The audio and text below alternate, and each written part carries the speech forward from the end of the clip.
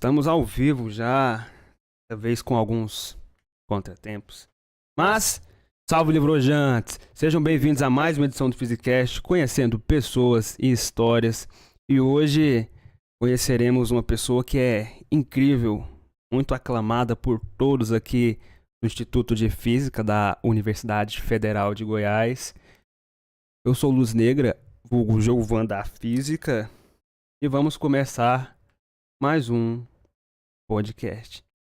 Conosco aqui hoje está o professor Norton Gomes, que nos cedeu gentilmente um pouco do seu tempo para vir aqui ter essa conversa com a gente e nos contar um pouco mais da sua história. Norton, se apresente brevemente. Muito obrigado pelo convite, Giovan. É um trabalho excelente que vocês estão fazendo, a oportunidade que a gente tem de conversar um pouco mais informalmente, falar um pouco da gente. Agradeço muito pela oportunidade de estar aqui. Minha área de interesse, né, física quântica, minha área de formação é óptica quântica. Eu fiz o meu mestrado aqui mesmo na UFG e fui depois fazer um doutorado na UFSCar, Universidade Federal de São Carlos. Depois disso eu fiz concurso, entrei para docência. Tem também um pós-doutorado pela Universidade de Salamanca na área de teoria quântica de campos. Atualmente eu tenho feito pesquisa na área de informação quântica, com interface em termodinâmica quântica e com interface também em computação quântica. Essas são as três áreas atualmente que tenho me dedicado. Ah, certo. Já vi que temos muita coisa para conversar aqui. Então, primeiro, vamos começar assim. De onde veio o seu gosto pela física em si? Eu acho que com a maioria dos estudantes de física, eu fui muito atraído. Havia uma propaganda, digamos assim, uma divulgação muito grande dos trabalhos do Einstein. Então, eu acho que todo mundo que gosta de ciência, de algum modo, se encantou, pelo menos naquela época, com as ideias trazidas pela relatividade do Einstein, né? Em que o tempo, por exemplo, não era mais absoluto, o tempo poderia passar de maneiras diferentes, diferenciais, tudo me encantou. Isso me fez querer fazer física. E fui levado pela física, então, pelos trabalhos do Einstein, né? Aí fiz a graduação aqui e depois disso fui conhecendo a mecânica quântica e fui percebendo que, pelo meu perfil, que gosto muito de filosofia, eu acho que a mecânica quântica ela permite que a gente extrapole um pouco os conceitos só da técnica e comece a pensar um pouco no impacto que tem a ciência no mundo real. E isso tangencia a filosofia e a física. Eu gosto muito disso. Qual era a sua idade na época que você começou a desenvolver esse gosto? Isso é uma pergunta interessante, porque, na verdade, esse gosto eu tive antes de entrar na universidade. Aos 17, 18 anos já tinha esse gosto. E terminei a universidade, mas não tinha ainda mestrado aqui em Goiânia. Eu tinha um bom emprego público, com salário muito bom. E então eu não via perspectiva de sair e abandonar o emprego, não tinha como transferir. O que aconteceu foi que eu fiquei aguardando fazer o mestrado aqui. Quando eu fiz o mestrado, e aí eu fiz o mestrado muito rapidamente, fiz em apenas um ano, eu já estava com 28 anos, se não me engano, alguma coisa assim, bastante tempo. E quando eu terminei o mestrado, aí eu tinha que me decidir. Eu pensei assim, ou eu paro, né, fazendo física como diletante e vou me dedicar ao meu trabalho público, ou então abandono a carreira pública e vou perseguir o que eu gosto, o meu sonho, né? E na época eu tive muito apoio da minha família, em especial da minha esposa, a Lívia, e disse, olha, se você quer isso, eu vou com você. E aí a gente foi até para São Carlos para fazer o doutorado. Pedi demissão do emprego, foi algo assim meio... A família disse, nossa, mas você está abrindo mão disso? Você tem certeza? Para quê? Você está empregado lá? Eu disse, não, eu vou ter uma bolsa. Ah, uma bolsa? E essa bolsa como é que é? Temporária, né? Por 4 anos, mas isso acredito que vai abrir assim, campos, né, de trabalho. E mesmo assim, muitos dos familiares foram muito resistentes. Pensa bem, né? O que você está fazendo... a sua bolsa pelo menos compensa, é muito maior do que o seu salário. Eu falei, não, é o contrário. É o contrário, a bolsa não chegava a 1/3, né? Talvez a metade. Bom, mas fui perseguir o meu sonho. terminei o doutorado, inclusive talvez um pouco mais tarde que as pessoas, né? Isso também é interessante, porque o trabalho me envolvia bastante, mas é interessante que eu fui para São Carlos para trabalhar com o professor Luiz Nunes na USP. Eu pensei em trabalhar com ele. Aí encontrei o Washington, que foi meu contemporâneo, né, na graduação. Aí o Washington, conversamos bastante, ele disse: Norton, pelo seu perfil, aqui é muito trabalho computacional, a gente fica o dia inteiro em frente do computador, e pelo seu perfil, eu acho que deveria trabalhar com o professor Miled Mussa, lá da UFSCar. Aí eu falei: vamos conhecê-lo, né?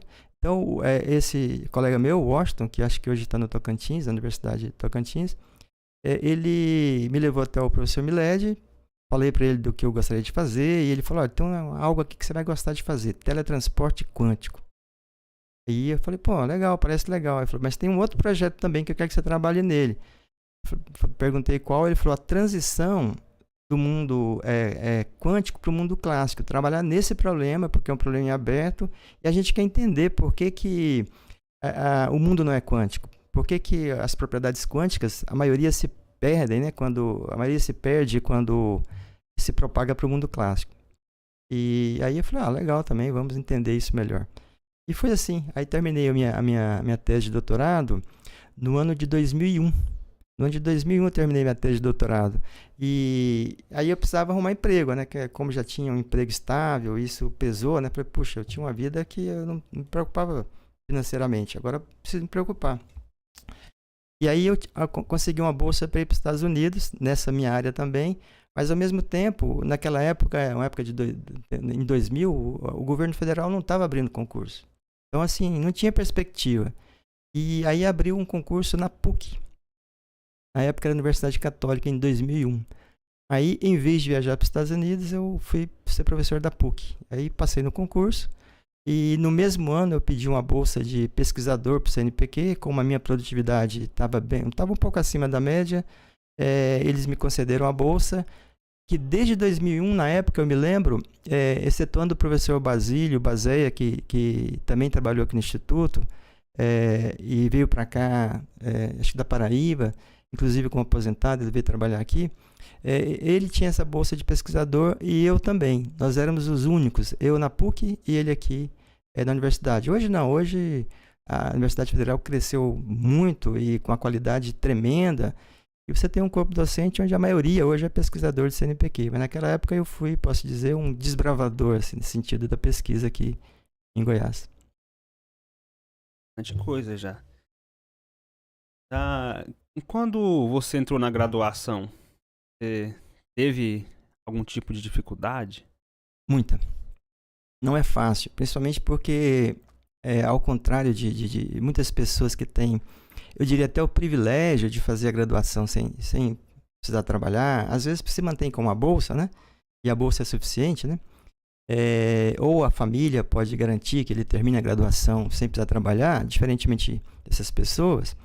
Eu precisava trabalhar, mas o meu trabalho eu pude reduzir, né? No meu trabalho, uma redução de carga horária para 6 horas. E aí a minha dificuldade maior foi com relação ao tempo mesmo. Claro que tem a dificuldade inerente, né? As dificuldades inerentes às disciplinas, né? As matérias, mas a minha dificuldade maior que eu achava na época foi de tempo mesmo, né? E então eu compensava no sábado, no domingo. Naquela época, por sorte, não tinha shopping center, não tinha WhatsApp, não tinha redes sociais, então a gente podia focar mais no estudo. Naquela época era baseado em resolução de listas, acho que até hoje, né?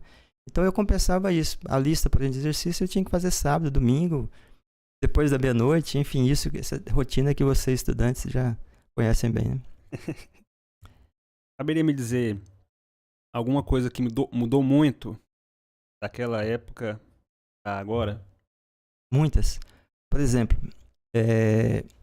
quando eu fiz meu doutorado, se você queria um artigo que falasse sobre o que você estava fazendo, normalmente um artigo relacionado à sua pesquisa, você precisava ir até a biblioteca. Na biblioteca você achava a revista, folheava a revista pelo número, pelo volume, e depois pedia para tirar uma cópia do artigo. E com a cópia do artigo você voltava, começava a estudar aquele artigo, mas o artigo sempre referencia outros.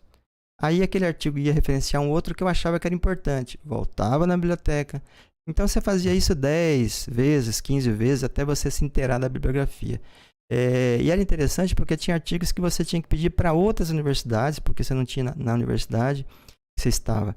E hoje você, com um clique, você tem acesso a qualquer artigo. Bom, aí depende, claro, tem um sistema financeiro por trás disso, tem toda a discussão, que é justamente a base de dados do governo, da CAPES, né, os periódicos. Mas hoje, aqui, por exemplo, onde eu estou, na UFG, com um clique você acessa os artigos do mundo inteiro instantaneamente. Então, isso aumentou muito a produtividade. A gente, que já tinha uma produtividade boa na época, né, mas era emperrada, poderia ter sido melhor por conta disso. Hoje não. Hoje você quer saber um artigo, você clica, a facilidade é tamanha que o próprio artigo já tem o link na referência. Então, em vez de você dar um copy-paste, digamos, na referência e procurá-la, você simplesmente clica no link da referência e você já está de frente para o artigo que você precisa. Então, isso é uma das coisas que eu acho que é muito interessante, porque vocês nem sabem o que é isso, né? Nem sabem o que foi essa dificuldade. Se precisar fazer isso atualmente, eu não faço a mínima ideia de por onde começa. Pois é. Uhum. Essa foi uma das coisas que eu acho que, assim, uma que mudou bastante, né? Eu diria que talvez ter tanto acesso a tanta informação assim pode acabar se tornando algo prejudicial. Não, eu não penso que seja assim, não. Acho que a informação está disponível. O que você vai fazer com a informação, isso depende de cada um, naturalmente, né? Mas eu não vejo por que a informação em si seria prejudicial. Não é informação ser prejudicial. Uhum. O acesso à informação. Isso, acesso a tanta informação. Nós com tanta informação assim. Não, eu acho que é o contrário. Eu acho que o acesso à informação, principalmente a informação que vem da divulgação da ciência, a informação realmente verdadeira, não informação baseada em suposições, essa informação ela precisa estar disponível e o acesso eu só vejo com bons olhos, não vejo nenhum problema dessa quantidade de informação e do acesso que a gente tem. Bom, eu estou vendo pelo lado positivo, né? A menos que você me diga objetivamente um aspecto, olha, que poderia ser negativo, eu poderia ponderar, né? Mas, enfim, em linhas gerais, eu acho que sim, que o acesso a essa quantidade enorme de informação é muito, muito, muito interessante. E de posse dessa informação, o que eu vou fazer com ela? Posso fazer muitas coisas boas e a intenção de quem trabalha com ciência é realmente produzir coisas novas e interessantes, né? O pessoal diz que às vezes as coisas novas... no seu trabalho tem coisas novas e interessantes. É pena que as coisas novas não sejam interessantes. E as interessantes não sejam novas. Então, esse trocadilho que o pessoal faz é uma brincadeira que a gente faz entre a gente, os pesquisadores. Certo. Falou aí sobre divulgar a informação. O que você vê como sendo a maior dificuldade em disseminar o conhecimento científico?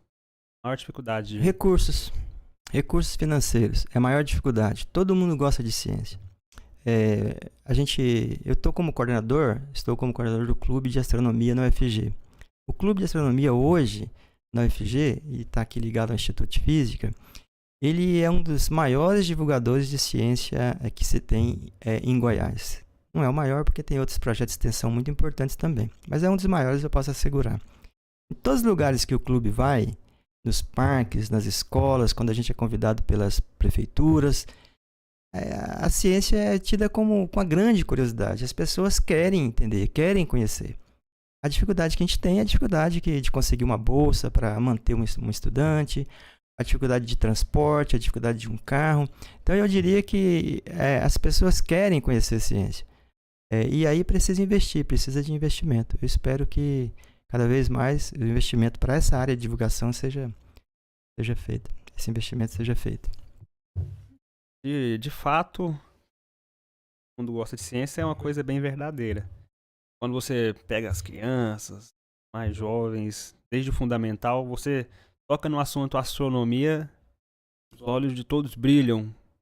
Astronomia, todo mundo quer ser astronauta, quer fazer isso, quer fazer aquilo. Mas, por algum motivo, no meio do caminho esse interesse se perde por algum motivo.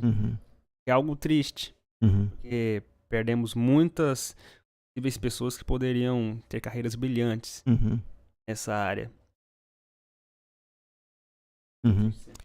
Eu acho que tem um fator que eu acho que pode estar contribuindo para isso, que é a forma como o ensino, por exemplo, de ciências, particularmente o ensino de físicas, como a forma como o ensino é conduzido, né, na escola convencional. Você termina... Quando você está criança, você faz um pé de feijão crescer num copo ali com algodão, você faz experimentos, leva para casa, você faz alguma coisa, e isso desperta a curiosidade. Quando você começa e entra no segundo grau, acaba isso.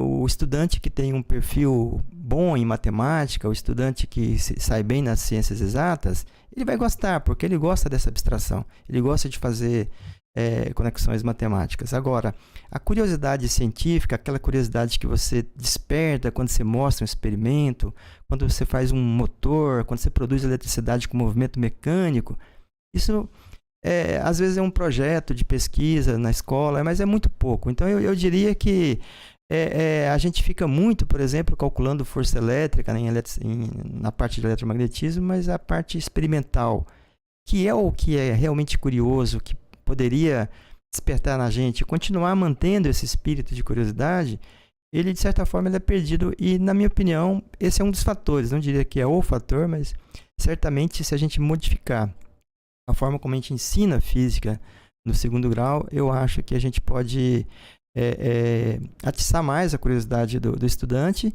e o estudante, uma vez aqui na universidade, ele vai estar com a principal, eu diria, com o que há de mais importante para o aluno continuar no curso de física, que é o entusiasmo, gostar da física. Sim, isso é muito importante, gostar do que faz. Porque tem muitos que vão para algum curso sem ter o mínimo interesse do que faz. Astronomia, a gente já comentou muito aqui sobre astronomia nesse podcast. Nesse podcast temos entrevista com praticamente todos os clubes de astronomia de Goiás. Legal. Todos. Tem o clube de astronomia aqui da UFG, o Gans Tartim, lá de Catalão, de Ceres, praticamente todos. Acho que faltando um só, que é o do IFG. Ótimo. Vamos chamá-lo em breve, espero. Vamos, eu conheço eles.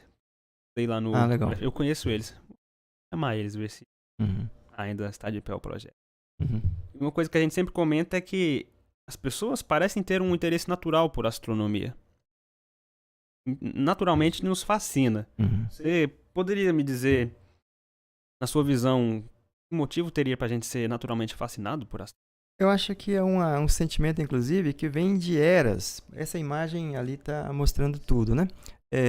Acho que você, independente de tecnologia, de qualquer coisa, principalmente quando não havia eletricidade, você tinha um céu todo para você, um céu assim esplendoroso como é, e hoje você na cidade você não tem tanto isso. Mas eu acredito que essa curiosidade pelo que havia no céu, ela é desde que a gente adquiriu a consciência de que a gente é um ser humano que está aqui e fala, puxa, né, a gente... Então eu acho que isso é um aspecto.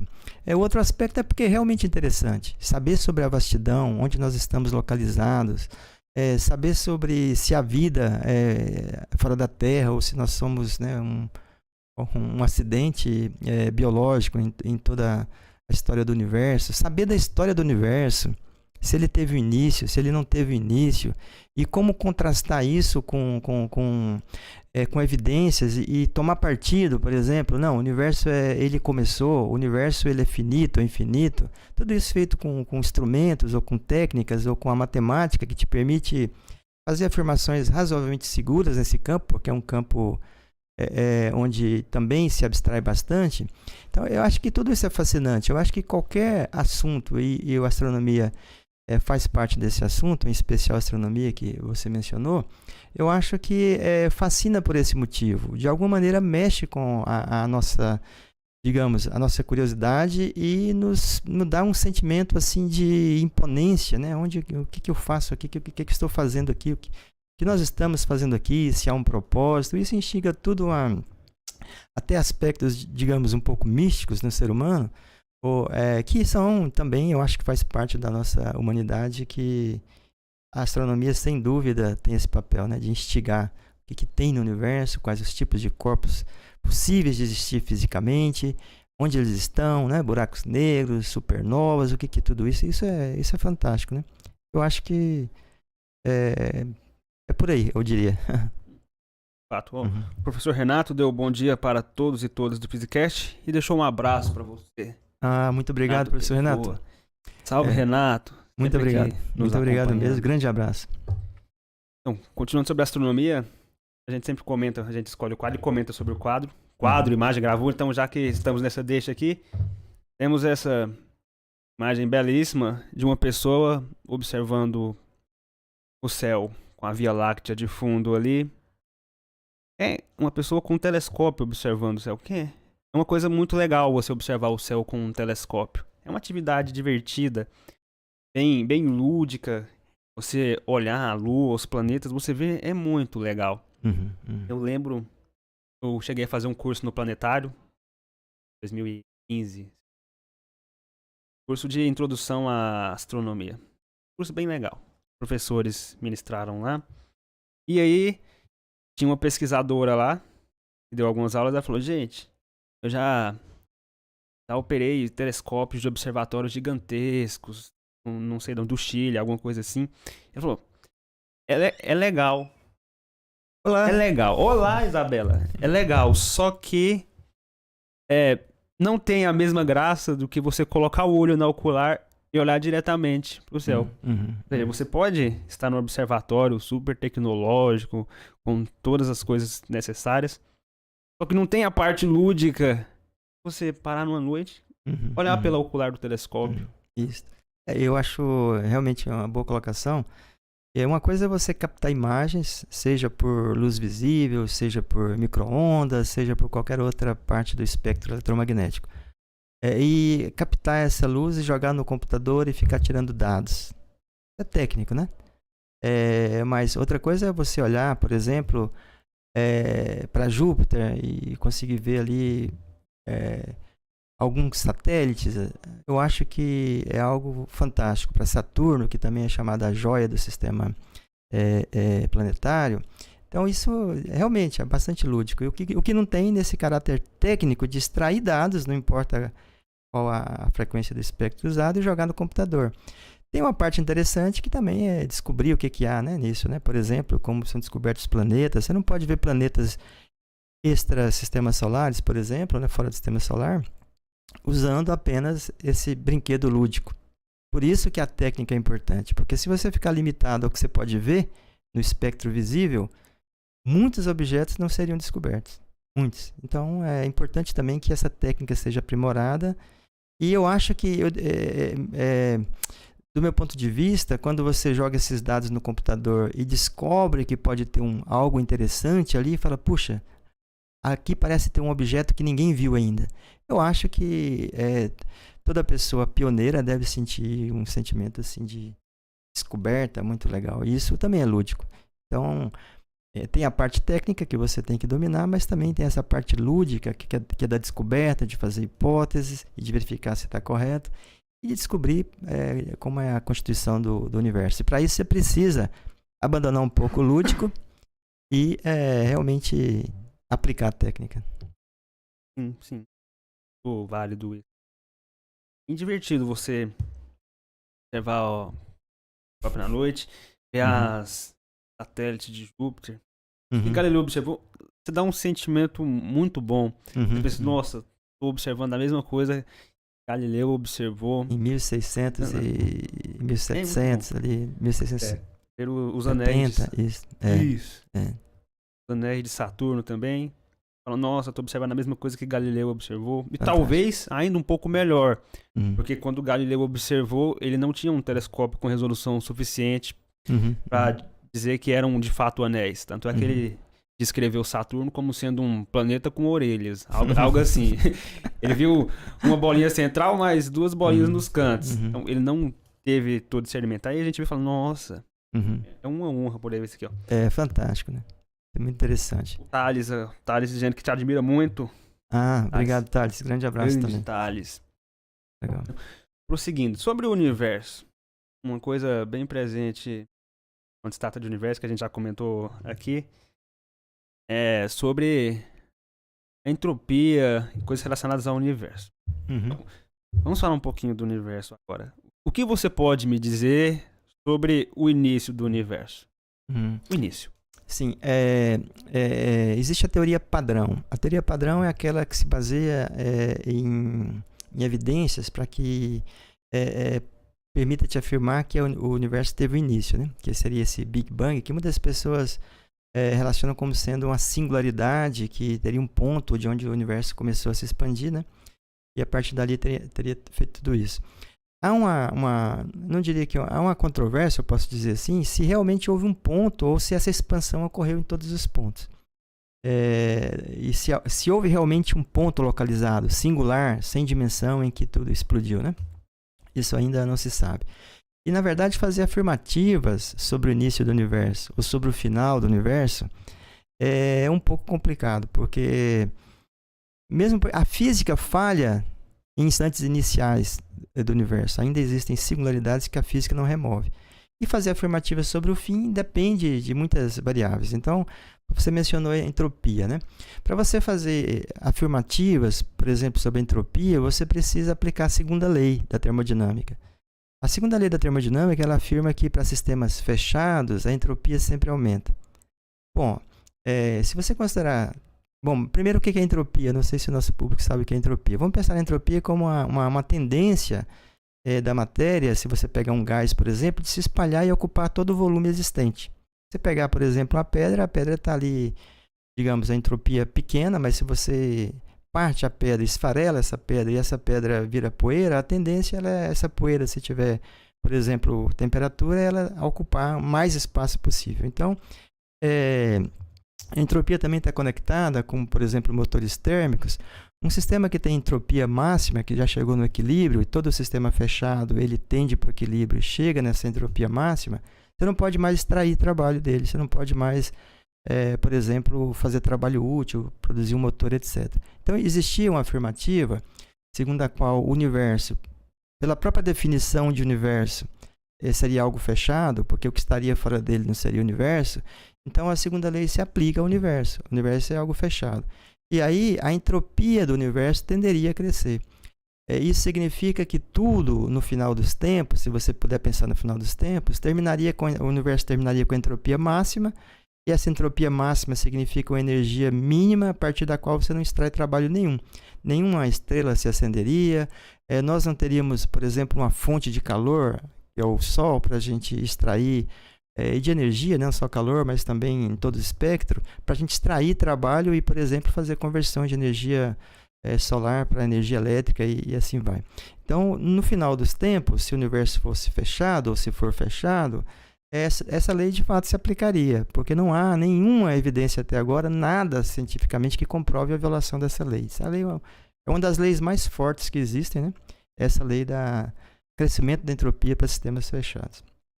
Qual o problema? O universo é fechado? A gente não pode afirmar isso categoricamente. O universo tem um fim? Tudo que eu vejo é aquilo que é me permitido analisar com os meus instrumentos de medição, que são basicamente limitados a uma astronomia de ondas eletromagnéticas. O que vai acontecer quando a gente conseguir fazer uma astronomia, uma radioastronomia? Não diria uma radioastronomia, teria que criar um outro termo, mas baseado, por exemplo, na captação de neutrinos, algo assim que ainda não tem. Então, pode ser que descubra muito mais coisas do que a gente, por exemplo, acabou descobrindo com os instrumentos atuais. Então, fazer afirmativas sobre o universo é você ter que aceitar certas limitações, certas hipóteses a respeito do universo. Então, primeiro, você supõe que ele teve um início. O que está bastante fundamentado cientificamente. Você tem evidências, por exemplo, existe a radiação de fundo, existem várias evidências para o universo realmente ter começado, né? Tem o paradoxo de Obers, que te diz, olha, se ele não tivesse começado, a luz das estrelas já teria atravessado eternamente para todos os lugares e nós não teríamos nem escuro, teríamos só clarão. Então tem várias evidências para mostrar que o universo teve início. Bom, aí, ok, se você aceita isso, como é que você vai aceitar, por exemplo, baseado em que você vai aceitar que o universo é finito, é fechado? Você tem que fazer hipóteses. Se você faz essa hipótese, aí sim você poderia aplicar, de fato, a segunda lei, né, da termodinâmica. Mas fica a pergunta, o universo é realmente fechado? O universo é finito? Essa é a questão. Teria alguma implicação o universo não ser fechado? Uhum. Implicação, uma delas é essa que eu acabei de discutir. Você não poderia mais afirmar que a entropia, se ele não for um sistema fechado, você não pode mais afirmar que haveria essa chamada morte térmica. A morte térmica seria um estado final em que você não pode mais extrair trabalho, todas as estrelas se apagam, e aí esse estado final seria a morte térmica. Isso ocorreria se o sistema fosse fechado, né? Se o universo fosse fechado. Então, uma das implicações seria a gente não pode mais afirmar, ou não poderia mais afirmar que isso vai ocorrer, né? Então, poderia, se é um sistema que está aberto, a segunda lei agora não se aplica. A entropia pode diminuir. Pode continuar formando pessoas, pode continuar formando agregados, pode continuar formando estrelas, porque quando a gente tem esses agregados, ocorre uma diminuição da entropia. Eu não sei como. Assumindo que não seja um sistema fechado, talvez a gente pode assumir um universo eterno. Essa é outra questão muito interessante, né? A questão que entra no escopo da relatividade geral, que trata espaço e tempo como algo entrelaçado e aspectos da mesma coisa, né? A eternidade, pela definição de eternidade, é preciso lembrar que é aquilo que não teve início e nem vai ter fim. Se você usa essa definição, aí você fala, não, então é eterno ele não é.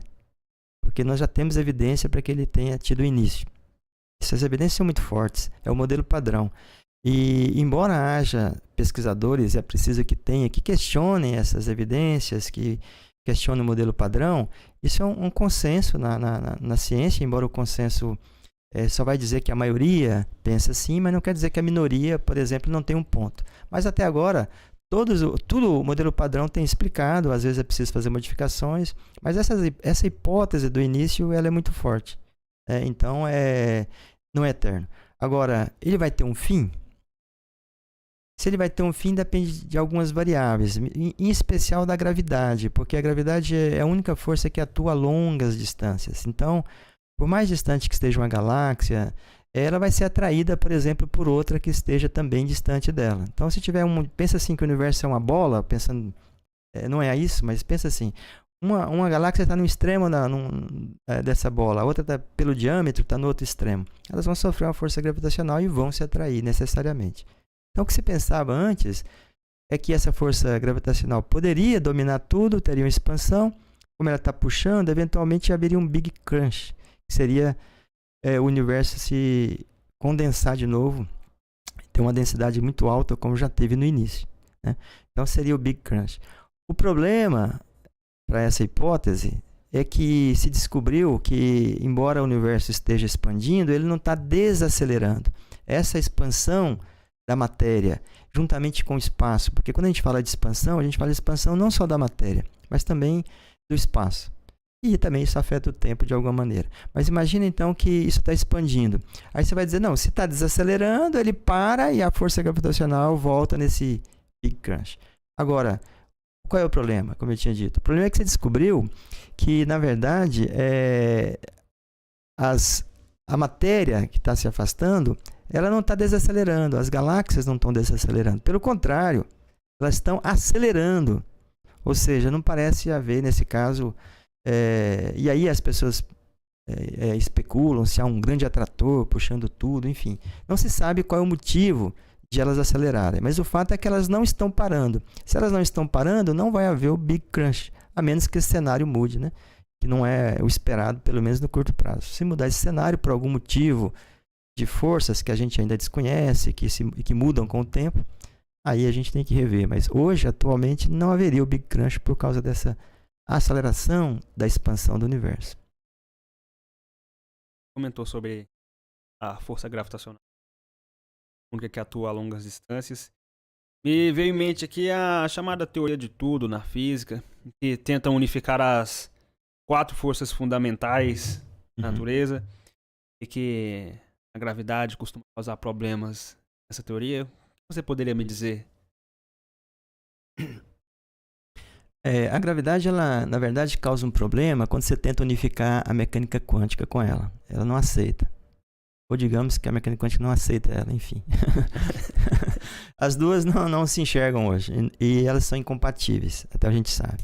Então, há uma crença generalizada de que a mecânica quântica ela permeia tudo e domina tudo. É a grande teoria, né? Só que também a gente sabe que a relatividade geral tem a sua estrutura e ela se mantém como teoria que explica o universo observável. Então, precisaria juntar essas coisas, né? Isso já é um problema para a grande unificação, né? Também a força eletromagnética já foi unificada com a força fraca, que é a que provoca o decaimento, por exemplo, das partículas do núcleo atômico. Então, já há unificações. Quando a gente estuda física, a gente sabe que a força magnética e a força elétrica são aspectos da mesma coisa. Então, o eletromagnetismo, na verdade, quando estuda separadamente o magnetismo e a eletricidade, é por conveniência, porque são fenômenos, um gera o outro, a gente sabe disso, né? Por exemplo, a lei de Faraday, a lei de Ampère, são efeitos em que mostra que eletricidade, por exemplo, carga elétrica, produz campo magnético, carga elétrica em movimento, e o campo magnético também produz, a variação dele produz campo elétrico. Então, a unificação. Essa ideia da unificação ela é fascinante. Eu acho que a gente tem sempre a intenção de explicar o máximo de coisas a partir de pouquíssimas equações. Se você olhar para as equações de Maxwell, são apenas 4 equações, mais a força de Lorentz, que descreve todos os fenômenos eletromagnéticos. Se você olhar para a física clássica, você tem os princípios de Newton, as leis de Newton, né? 3 leis do movimento que te explicam tudo. Se você olhar para a mecânica quântica, você tem os postulados da mecânica quântica, que dependendo de quem enuncia, tem ali 7, 8 afirmativas que você fala, olha, aceita esses postulados e você explica tudo na mecânica quântica. Então é algo fantástico. E aí o que está por trás da teoria do tudo vamos explicar tudo a partir de pouquíssimas equações, unificar todas as forças, e isso seria uma ideia muito interessante. Qual é o grande problema dessa área? Muitas pessoas vão para essa área, eu tive alunos, inclusive, que eram fascinados por essa tentativa de unificação, né, e acabaram seguindo esse caminho, que é muito interessante. Mas qual é o problema do ponto de vista experimental? É que essas teorias, né, supercordas e outras que tentam unificar todas as forças, elas não dão previsão realistas. Então, você não pode extrair previsões realistas dessas teorias. E aí essa teoria fica sendo tratada como uma filosofia matemática no máximo. Alguns, inclusive, chamam de... Bom, aí já são um termo mais pejorativo, aí, chamar de pseudociência, né? Mas aí eu acho que já é uma provocação. Eu diria que, como não tem ainda previsões que possam ser corroboradas, fica realmente no nível da investigação que deve ser feito. É para isso que está aqui, nós estamos aqui na academia para fazer investigação. Mas também tem que ter um pé na realidade, né? Porque senão realmente vira uma área matemática sem nenhum pé na realidade, e aí não é física. Porque a física, pelo próprio nome, é algo que você pode fazer experimentos e realmente comprovar suas afirmativas. Se você não pode comprovar suas afirmativas, não é física. E aí muitas pessoas questionam se a teoria de tudo realmente é uma teoria científica, né? Quais seriam as implicações de se conseguir unificar todas as forças?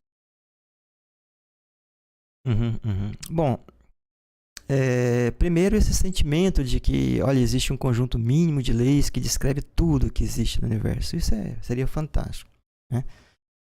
Então, esse seria o primeiro grande, seria mais ou menos assim. Olha, o universo não é tão complicado quanto você parece. O universo é simples, olha só, eu descrevo ele com uma única equação ou com 3 equações. Tudo. Ou 10, que já seria Ou 100, porque já seria fantástico. Mas 100 nós temos. Se você pegar as leis de Newton, né? Depois foram modificadas pelos dois postulados da relatividade restrita. Se você pegar os fundamentos da relatividade geral, se você pegar os postulados da mecânica quântica, do eletromagnetismo, então aí você já tem aí umas 15, 20, né? Ou 15, 20 princípios separados que não se conversam e que cada um responde por uma área. Agora, seria muito interessante se você falar, olha que legal, tudo isso que você tem, tudo isso pode ser descrito a partir de um único princípio, é tudo a mesma coisa. É mais ou menos na analogia que eu fiz agora, eu vou fazer outra analogia. Ali não foi analogia, é fato. O campo elétrico e o campo magnético são aspectos da mesma coisa. Aí você vai dizer, nossa, que legal. Tudo, física clássica, quântica, eletromagnetismo, relatividade geral, gravidade, eletrofraca, força forte, tudo isso, essas forças que a gente conhece, a força eletromagnética, todas essas forças que a gente conhece, olha que legal. Na verdade é uma coisa só. Isso faz bem para o espírito, faz bem para a ciência, porque consegue explicar as coisas a partir desse aspecto único. Bom, aí seria o impacto, digamos, teórico, né? O impacto experimental, aí precisa ver que previsões que elas vão... Porque aí, com a teoria assim, a gente espera que faça previsões fantásticas também. Que previsões que elas podem fazer? Como eu te disse, até agora, nenhuma previsão é realista. Se você tiver uma teoria unificada, que alguém diz, olha, eu consegui fazer todas essas teorias conversarem, mas eu não, as minhas previsões estão em desacordo com o que é observado experimentalmente. Esquece essa unificação, porque não está em desacordo com o que a gente vê, possivelmente, né, eventualmente está errado, a menos que o que a gente vê tem algo, né, mais sutil que a gente não está percebendo. Uma outra possibilidade é dizer, não, olha, eu consigo fazer previsões, mas o nível das minhas previsões, a minha previsão requer um nível ou uma quantidade de energia tão grande que não tem energia disponível. Se você pega um acelerador de partículas, para você ver a criação de novas partículas, você tem que fazer uma colisão da quantidade enorme de energia, essas partículas se colidindo e se transformando em outras partículas. Então, essa quantidade de energia, suponha que alguém faça uma grande unificação e diga, unifiquei todas as forças do universo, as 4 forças do universo, então consegui aqui esse grande feito, né? Ótimo, agora vamos ver as previsões. Aí vamos supor que a previsão seja, olha, para eu verificar se realmente eu estou certo, eu preciso de energia que nenhum acelerador de partículas hoje consegue produzir, não tem nenhum gerador hoje de energia na face da Terra capaz de produzir. E aí fica uma pergunta, isso é ciência? Uma previsão que depende, por exemplo, para ser verificada, depende de condições que eu não tenho hoje, mas condições que tecnologicamente podem ser, por exemplo, no futuro, quem sabe, atingidas? É uma grande questão. Seria um grande feito, sem dúvida, mesmo se a previsão requeresse ordens de energia que a gente não tem acesso atualmente. Seria um grande feito nesse caso. Fernando Freire, dando bom dia, saudades desse instituto e ainda mais do professor Norton. Abração, Fernando. Fernando Freire. Se for o que eu estou imaginando, a gente tem um podcast com ele também. Legal. É do Clube de Astronomia, eu acho. Creio que seja. Fernando? Isso. Fernando do Clube de Astronomia, sim. Se for esse aí, a gente tem até um podcast. Sim, Fernando, irmão do Rodrigo, que hoje está em Brasília, que contribuiu bastante para o Clube de Astronomia. Fernando é um dos pioneiros, juntamente com o irmão dele, na criação do Clube de Astronomia. Lucas? O Lucas também. O Lucas também é pioneiro. Eu não sei se pode te chamar, nós temos até um informativo, assim, dizer uma pessoa. Claro, pode até ter havido um idealizador, o Lucas Vieira, não posso fazer injustiça, né? O Lucas Vieira está desde o início, até hoje, na verdade, né? Ele não está na universidade fazendo o curso, mas até hoje ele é o grande incentivador, motivador, digamos, ele é tutor, ele tira as dúvidas. Eu mencionei o Fernando e o Rodrigo porque os nomes deles apareceram aqui, mas de fato, não só o Lucas Vieira, mas existem outros, né, que também estavam. O Lucas tem um papel realmente...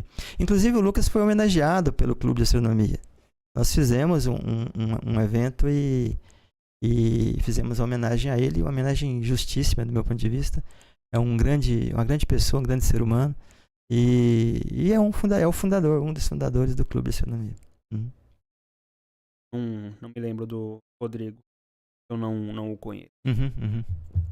Ele foi para Brasília, mas o Fernando ficou. Depois o Fernando acho que mudou de curso, mas também o Fernando está, pelo menos junto com a gente, sempre nesses momentos de podcast, de divulgação.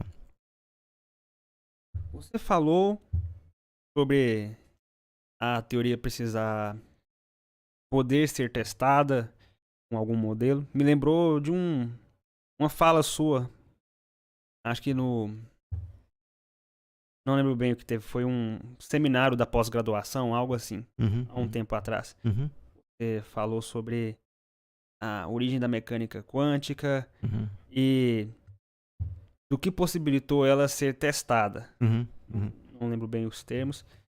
Mas foi o equacionamento que possibilitou você fazer testes com relação à quântica. E antes de continuar aqui, ó, o Rainer, lá do Observatório Nacional. Bom dia, parabéns, professor Norton. Ainda não conhecia seu trabalho. Agradeço o Physicast por proporcionar esse momento. Rainer, é uma honra poder fazer você conhecer essa grande figura que temos aqui na nossa frente, que é o professor Norton. E, aliás, saudades, Rainer. Saudades. Ele tem um cara super gente boa. Espero ter a oportunidade de conhecê-lo no futuro. Espero poder conhecê-lo pessoalmente também. Então, continuando. O que possibilitou se fazer testes na mecânica quântica? Aquelas equações que possibilitaram fazer testes. O que você poderia me dizer sobre isso? A origem da mecânica quântica e o que possibilitou ela deixar de ser apenas uma filosofia e poder ser testada na prática. Me lembro, você está se referindo ao seminário que eu dei sobre dos fundamentos da filosofia da mecânica quântica às tecnologias atuais, né? Pois é, existem afirmativas. A mecânica quântica ela surgiu, claro, em 1900, né, a gente chama de velha mecânica quântica, e na brincadeira entre os físicos fala de velho testamento, né? E a nova mecânica quântica, que surgiu em 1925, 26, primeiramente com o trabalho de Heisenberg e depois com a equação de Schrödinger, 6 meses depois, e depois o Dirac estendeu isso para o domínio relativístico.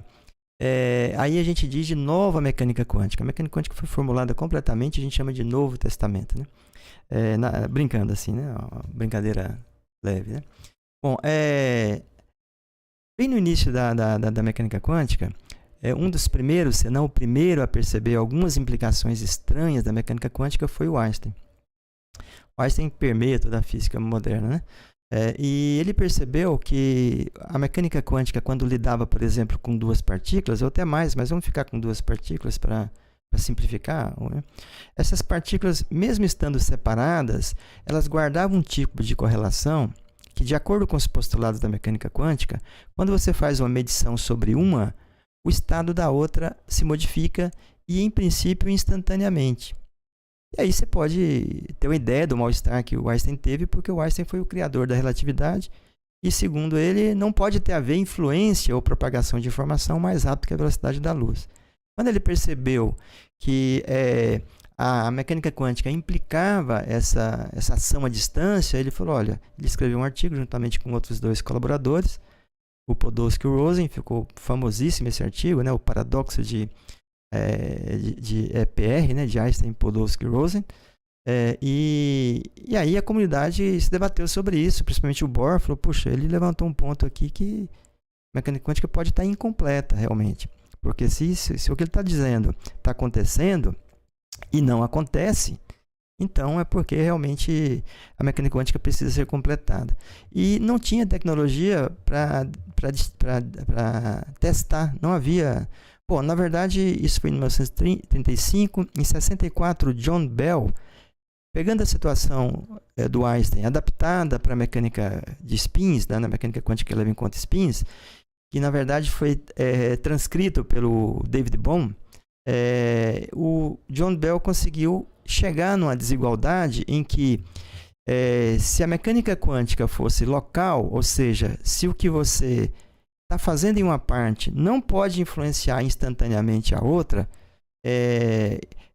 a partir dessa suposição, e há uma outra suposições, digamos, razoáveis para você chegar na desigualdade de Bell matematicamente, você deduz uma equação matemática. Isso é muito legal.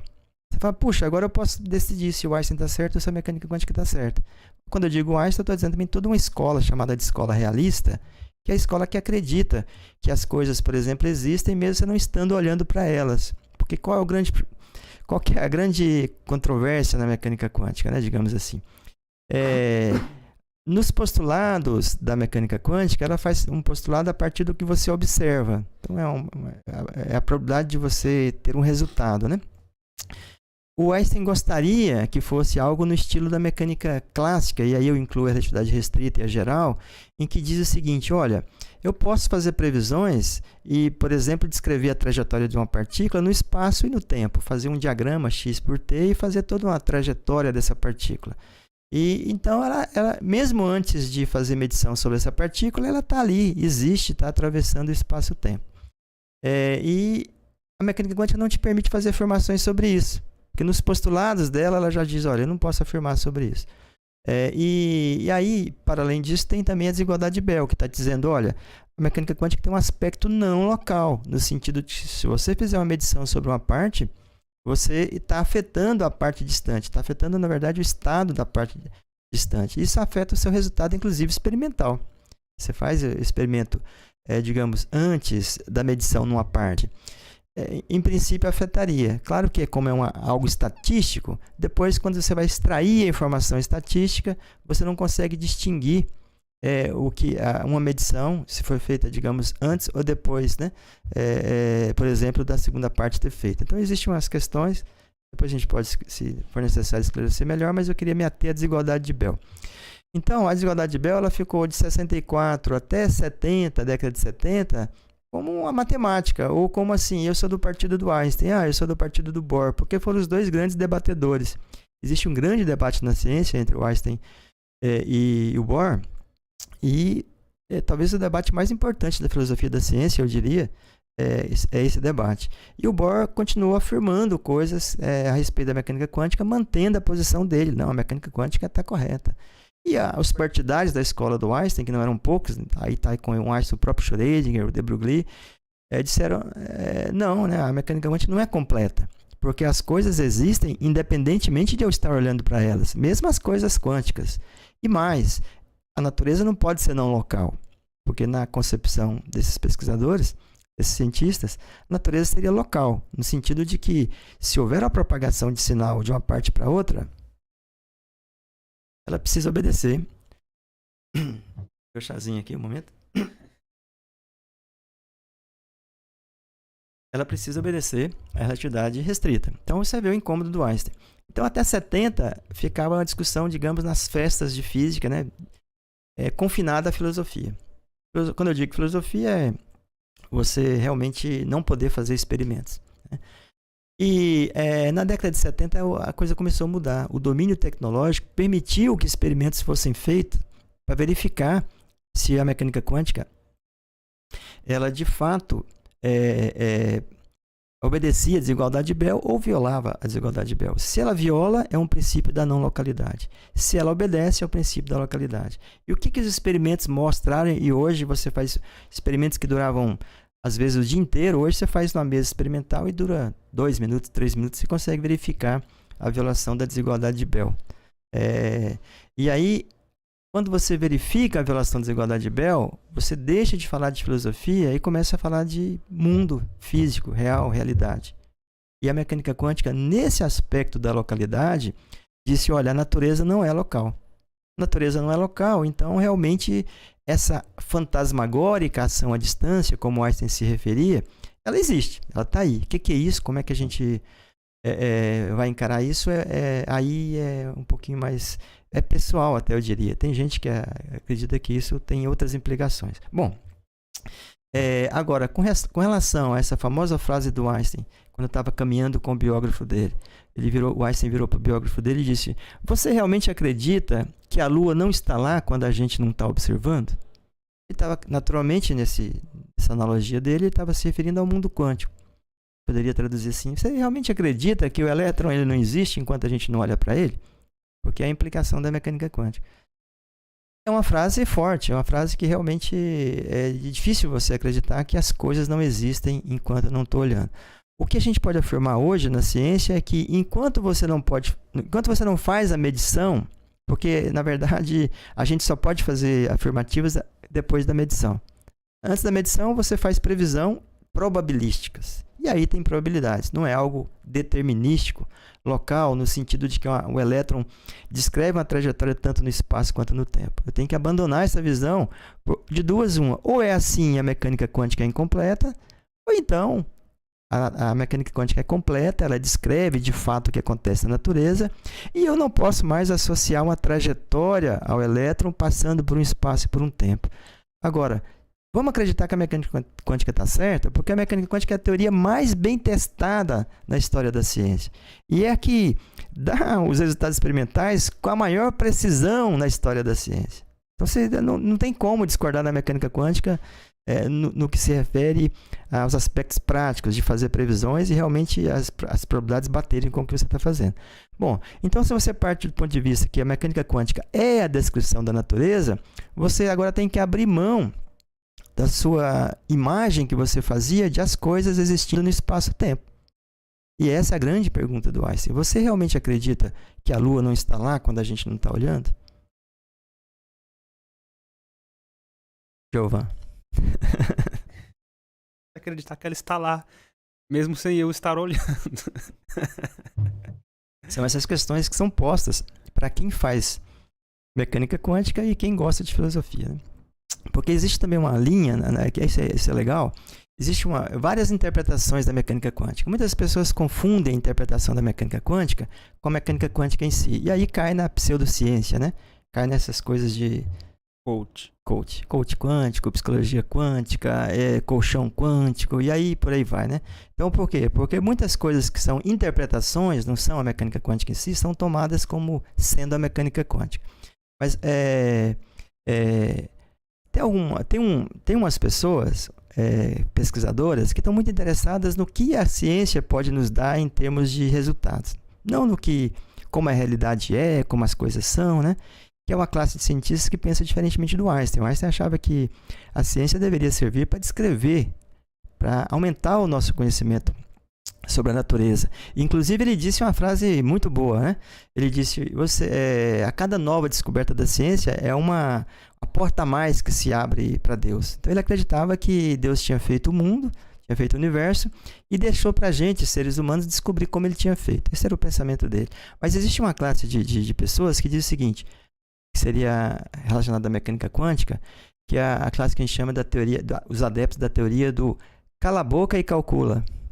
Ou seja, não pense, simplesmente faça a conta. Isso foi uma maneira pejorativa de pessoas da escola do Einstein e de outros. Eu estou citando o Einstein porque ele é o grande mentor dessa ideia de que existe uma localidade, existe até um propósito, né? Porque se você pensa que a cada descoberta é Deus abrindo, descerrando os mistérios para você, você está vendo aí um propósito. Muito bem. Então, essa frase foi cunhada para dizer para os cientistas, para pensar um pouco sobre o que você está fazendo. Não se torne só um tecnólogo, né? E essa é a grande instigação, digamos, da escola de físicos que acham que a física descreve a natureza. E essa é a grande questão. E aí, como a natureza é? Eu quero saber como a natureza é. A mecânica quântica não te dá respostas sobre como a natureza é. Ela te dá respostas sobre como ela se comporta se você desenha um experimento para fazer aquele experimento naquelas condições. William, creio que seja o William do Clube Astronomia, saudações caríssimos. Grande professor, obrigado pelo conhecimento transferido. Obrigado também. Com relação ainda à mecânica quântica, como você falou no início, por algum motivo, quando se aumenta a escala, as propriedades quânticas param de existir. E o inverso também, quando se diminui as escalas, as propriedades quânticas têm que ser relevadas. Você poderia me dizer algo sobre isso? Sim. Tem um negócio fascinante. Inclusive, é por isso que eu mudei, inclusive, a minha intenção original de fazer de orientador, porque eu percebi que o professor Miled, ele gostava dessas questões também. Existe uma chamado paradoxo do gato de Schrödinger, que era dessa escola realista, né, que acreditava que a mecânica quântica precisava ser completada. Bom, existe o chamado paradoxo do gato de Schrödinger. Eu vou tentar falar brevemente para que vocês percebam, né, o que acontece. Se você pegar uma partícula, entre aspas, quântica, um objeto quântico, ele pode estar em dois estados ao mesmo tempo. Se esse estado, por exemplo, for de posição, ele pode estar numa superposição de estados, por exemplo, em posições diferentes, simultaneamente nesses estados. Agora, se você fizer medições, você vai descobrir, não, essa partícula estava, digamos, em x1 ou estava em x2. Você nunca vai encontrar simultaneamente em x1 e x2. O paradoxo de Schrödinger, ele diz o seguinte: como a mecânica quântica me diz que se eu não fiz a medição e se tem duas possibilidades de ocorrência, eu tenho que levar em conta as duas ao mesmo tempo. Por exemplo, se o átomo pode, em princípio, estar localizado em x1 e x2, eu não posso tratar esse sistema como se fosse, olha, ou ele está em x1 ou ele está em x2. Isso me dá um resultado probabilístico, uma conta, diferente da conta que você faria dizendo, vamos deixar ele estar nos dois estados ao mesmo tempo e vamos fazer a conta. A conta é diferente. Você faz um experimento de interferometria, você vê que os resultados são diferentes. Então, em princípio, se tem duas possibilidades de acontecimento, você tem que levar as duas ao mesmo tempo. O que o Einstein... Desculpa, o que o Schrödinger pensou? O Einstein, ele está sempre presente, mas nesse caso o mérito foi do Schrödinger. O que o Schrödinger pensou? Vamos colocar um átomo que pode decair, por exemplo, um átomo radioativo, que pode emitir, sei lá, uma partícula alfa. E essa partícula alfa, ela vai disparar um mecanismo que pode abrir ou não um vidro de veneno. É isso o experimento. Vamos colocar, então, agora numa caixa hermeticamente fechada, ali dentro um gato. Bom, quando você olha para o estado do átomo, você diz, bom, eu não posso afirmar, porque é um evento probabilístico, quando o decaimento vai acontecer. Se aconteceu, é um resultado. O dispositivo é acionado, abre e mata o gato. Agora, se não aconteceu, não houve decaimento, então o dispositivo não foi acionado, o gato está vivo. Como na mecânica quântica, eu sou obrigado pelas leis da mecânica quântica a dizer, olha, o gato está lá dentro. E eu não sei se o mecanismo foi acionado ou não, porque eu não sei quando fazer a previsão do decaimento. Então, o que eu posso afirmar, se eu for levar a sério as leis da mecânica quântica, a respeito do estado de vida do gato? Bom, eu posso dizer, ou decaiu, abriu o mecanismo, abriu o veneno e o gato morreu, ou não e o gato está vivo. Pelas leis da mecânica quântica, como eu não abri a caixa ainda, anteriormente a abrir a caixa, antes de abrir a caixa, eu sou obrigado, pelas leis da mecânica quântica, a levar os dois estados do gato ao mesmo tempo. A levar em conta os dois estados do gato ao mesmo tempo. Aí, esse é o paradoxo do gato Schrödinger. Antes de você abrir a caixa, o gato, que é algo macroscópico, ele estaria vivo e morto ao mesmo tempo. Você vai ver camisetas de estudantes assim, procura-se vivo e morto, o gato de Schrödinger, né? Esse é o paradoxo. E a grande pergunta é, por que a gente não vê gatos vivos e mortos no dia a dia? Por que a gente não vê, por exemplo, a minha canequinha de chá em dois lugares ao mesmo tempo? Está sempre localizada no mesmo ponto, não em duas posições. Por que a gente não vê isso, essas coisas acontecendo no dia a dia? Essa é uma grande questão que ficou em aberto e ainda considero que está em aberto. Pelo menos do meu ponto de vista, eu posso explicar por quê, mas que em parte já foi resolvido. Quando você abre, você sabe se o gato está vivo ou morto, você sabe disso. Agora, anteriormente a abrir, você não tem um sistema, não existe um sistema hermeticamente fechado. Ele sempre interage com o seu ambiente. Você até pode tentar fechar uma caixa ali, mas radiação, por exemplo, em alguma forma vai entrar nessa caixa. A própria radiação de fundo que existe no universo pode servir como, e essa foi a minha linha de pesquisa no doutorado, pode servir como um ambiente que vai fazer, digamos, o gato se decidir por qual estado ele vai estar. Não o gato se decidir porque ele não tem um propósito, uma consciência, mas que vai ser responsável pela ocorrência ou de um ou de outro estado. Esse é o problema, é o problema da transição da dinâmica microscópica para a dinâmica macroscópica. As leis que a gente conhece são as leis de Newton. E a mecânica quântica ela é maior que a lei de Newton, até porque existem alguns teoremas, por exemplo, o teorema de Ehrenfest, que te diz que, na média, a mecânica clássica pode ser obtida a partir da mecânica, é o teorema de Ehrenfest, a partir da mecânica quântica. Então, a mecânica quântica seria algo maior que a física clássica. Mas se é algo maior, o que acontece que a gente não vê esse tipo de efeito, né? Existem outros efeitos perceptíveis. Por exemplo, tudo que a gente está vendo aqui agora, o microfone, o computador, o celular, tudo isso tem componentes que funcionam com a mecânica quântica, com efeitos quânticos se manifestando no nível macroscópico. Mas alguns não, alguns são perdidos. O principal que é perdido é essa característica da superposição. E a gente vê, por exemplo, coisas em 2 estados ao mesmo tempo. Por exemplo, posição. Esse é o grande problema em aberto, né, do meu ponto de vista.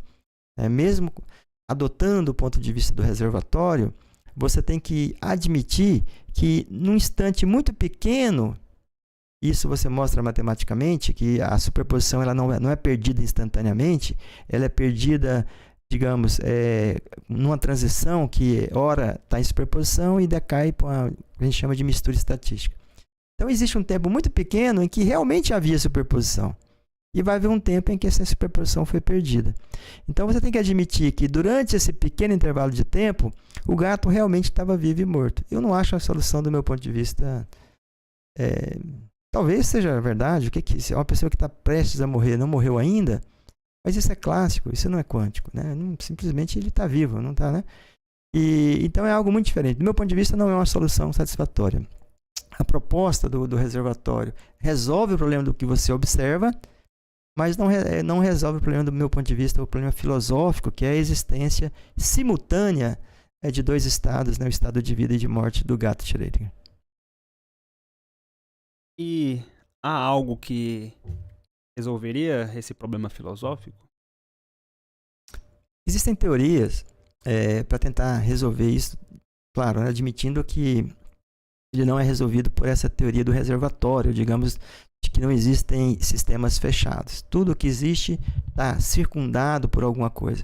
E essa alguma coisa, por ter muitos graus de liberdade, ela interage com essa pequena coisa e acaba fazendo a pequena coisa adquirir as características dessa coisa maior. Existem teorias que dizem, olha, no universo existe um processo chamado de colapso instantâneo. O que seria o colapso instantâneo? Essa superposição de estados, ela seria afetada por um processo físico que é existente no universo, em que faz essa superposição se decidir ora por um, ora por outro, porque é um processo aleatório, segundo os autores, né? É a teoria do colapso espontâneo. O principal autor foi o Ghirardi, um italiano que eu conheci quando estive na Itália, em Trieste. E aí tive a oportunidade, inclusive, de entregar o meu trabalho para ele, né? Que era uma pessoa que foi citada, inclusive, no meu trabalho, que foi o grande idealizador dessa teoria do colapso. Colapso espontâneo. Então, essa teoria também é uma tentativa de dizer, olha, muito antes da superposição, de você observar, esse colapso já atuou e faz se decidir. Do meu ponto de vista, também não resolve.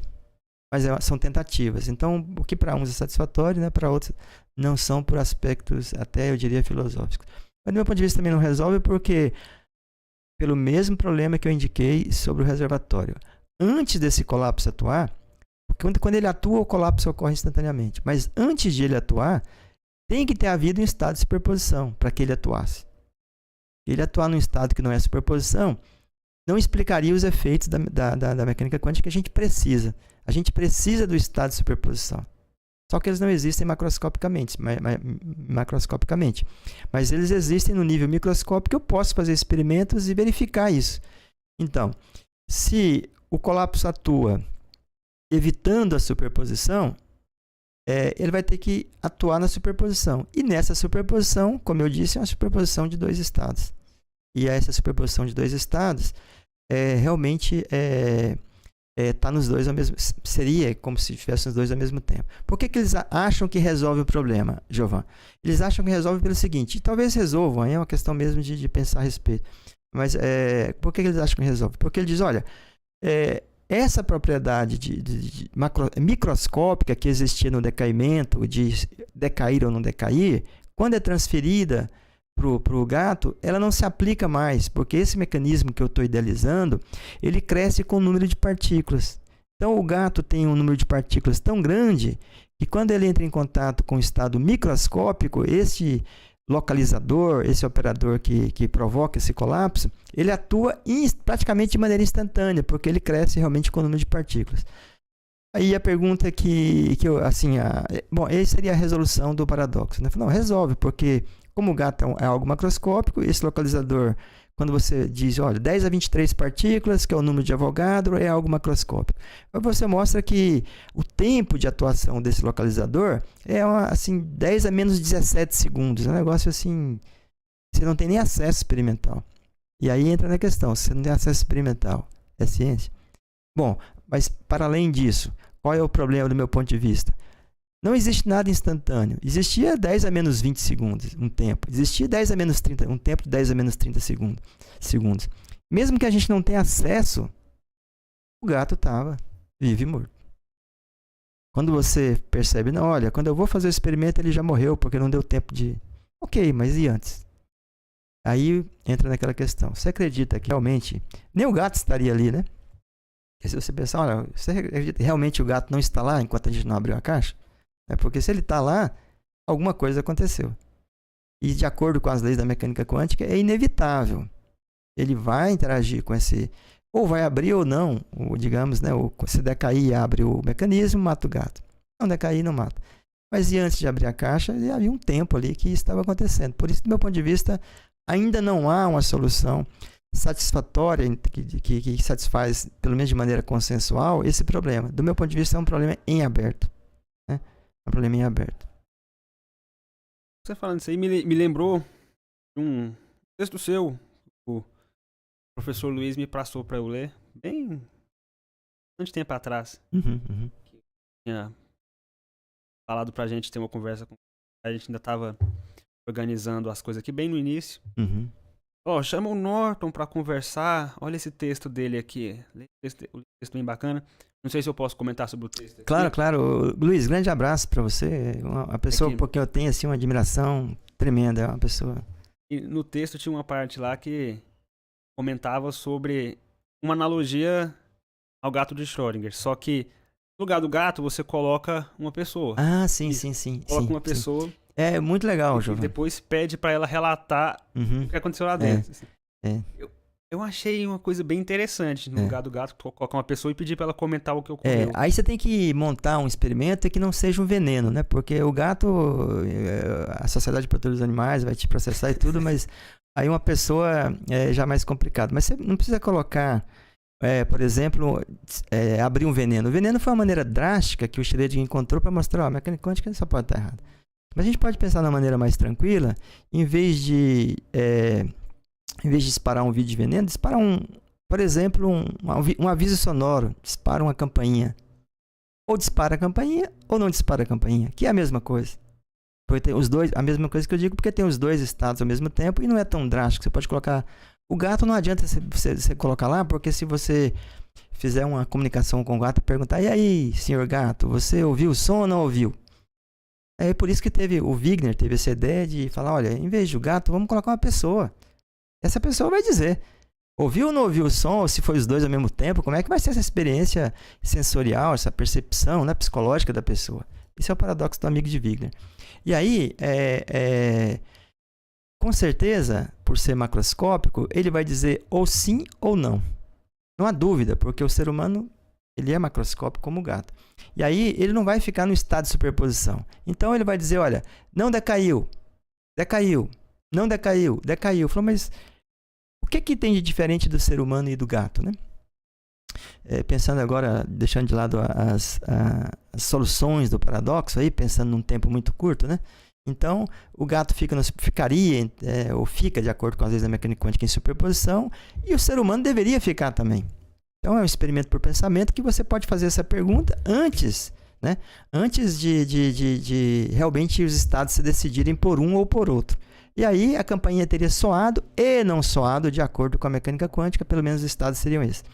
E aí, você pergunta para a pessoa. Essa pessoa, não tem dúvida, ela vai dizer sim ou não. Ou soou a campainha ou não soou a campainha. Esse é o paradoxo do amigo de Wigner. O que acontece? O que aconteceu que a pessoa... não fica numa superposição ou não houve uma superposição. Bom, o que acontece, segundo Wigner, é que o que distingue uma pessoa humana de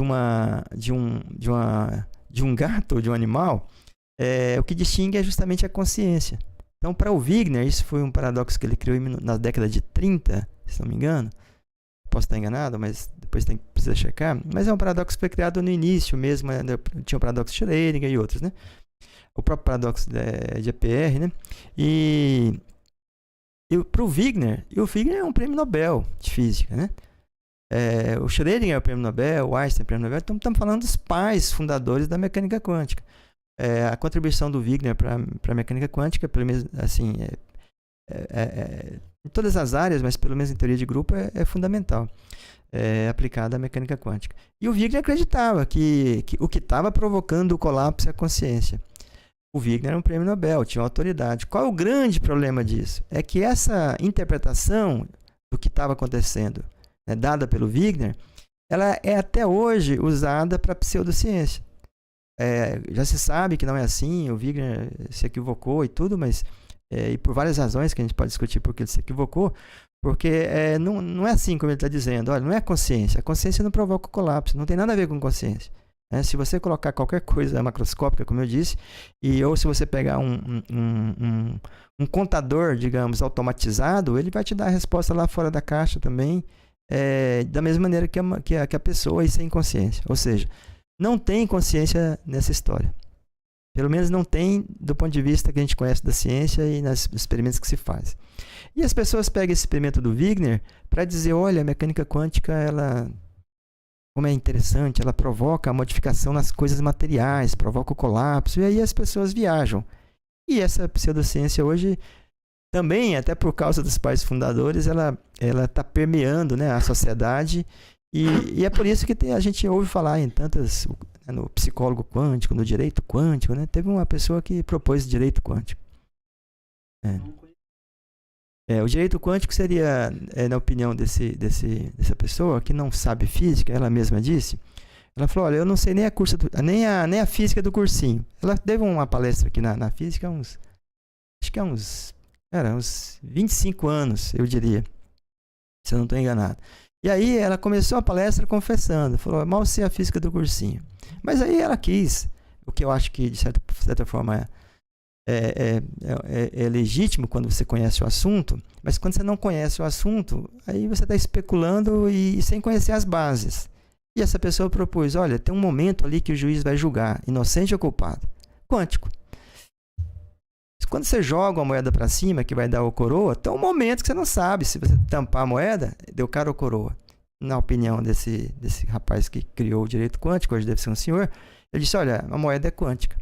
Não, então, ele confundiu, e as pessoas confundem, teoria de probabilidade com mecânica quântica. A teoria de probabilidade é um instrumento que a gente usa na mecânica quântica, mas também é um instrumento da estatística clássica. Você usa a mecânica estatística para estudar, você usa a teoria de probabilidades para estudar mecânica estatística, para estudar mecânica quântica.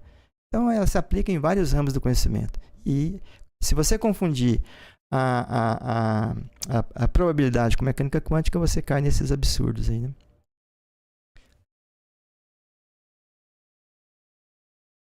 Voltando um pouco aqui agora, coisas que conversamos lá no início, sobre a docência.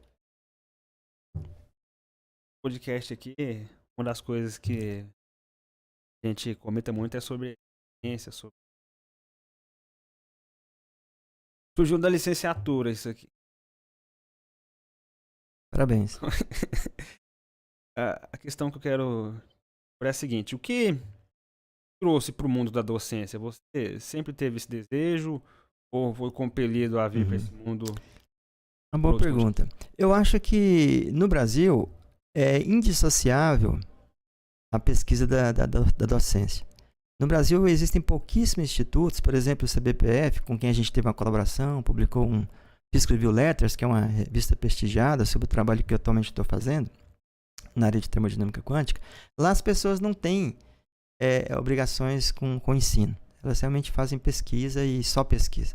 Mas são poucos institutos que se realmente... A Embrapa também se dedica somente à pesquisa, né? Eu acho que não tem instituição de ensino. Mas na área de física são pouquíssimas essas oportunidades de trabalho que a gente poderia ter se a gente não se dedicasse à docência. Então, acho que é natural que seja indissociado. E eu não sabia que eu gostava tanto de ensinar. Quando eu fui dar aula pela primeira vez, né, para o ensino superior na PUC, eu me deparei com uma realidade interessante. Os alunos queriam muito aprender. Muitos, eram muito interessados. E isso eu achava legal. Faziam perguntas, né? Uma coisa que eu sempre deixei foi, olha, fiquem à vontade, perguntem, né? Porque eu acho que é natural, se você não tem resposta, dizer, olha, próxima aula eu trago essa resposta. É natural. Então eu não me incomodo se o aluno faz uma pergunta que o professor diz, boa pergunta, hein? Ou seja, não tem resposta. Mas eu não me incomodo com isso. Então eu instigo os alunos a fazerem perguntas, porque eu acho que esse é o propósito da física. E eventualmente, se uma questão importante for levantada, pode me servir até para a minha pesquisa. Então, fiquem à vontade, esse é o meu lema. Quando eu fui dar aula na PUC, eu percebi esse interesse.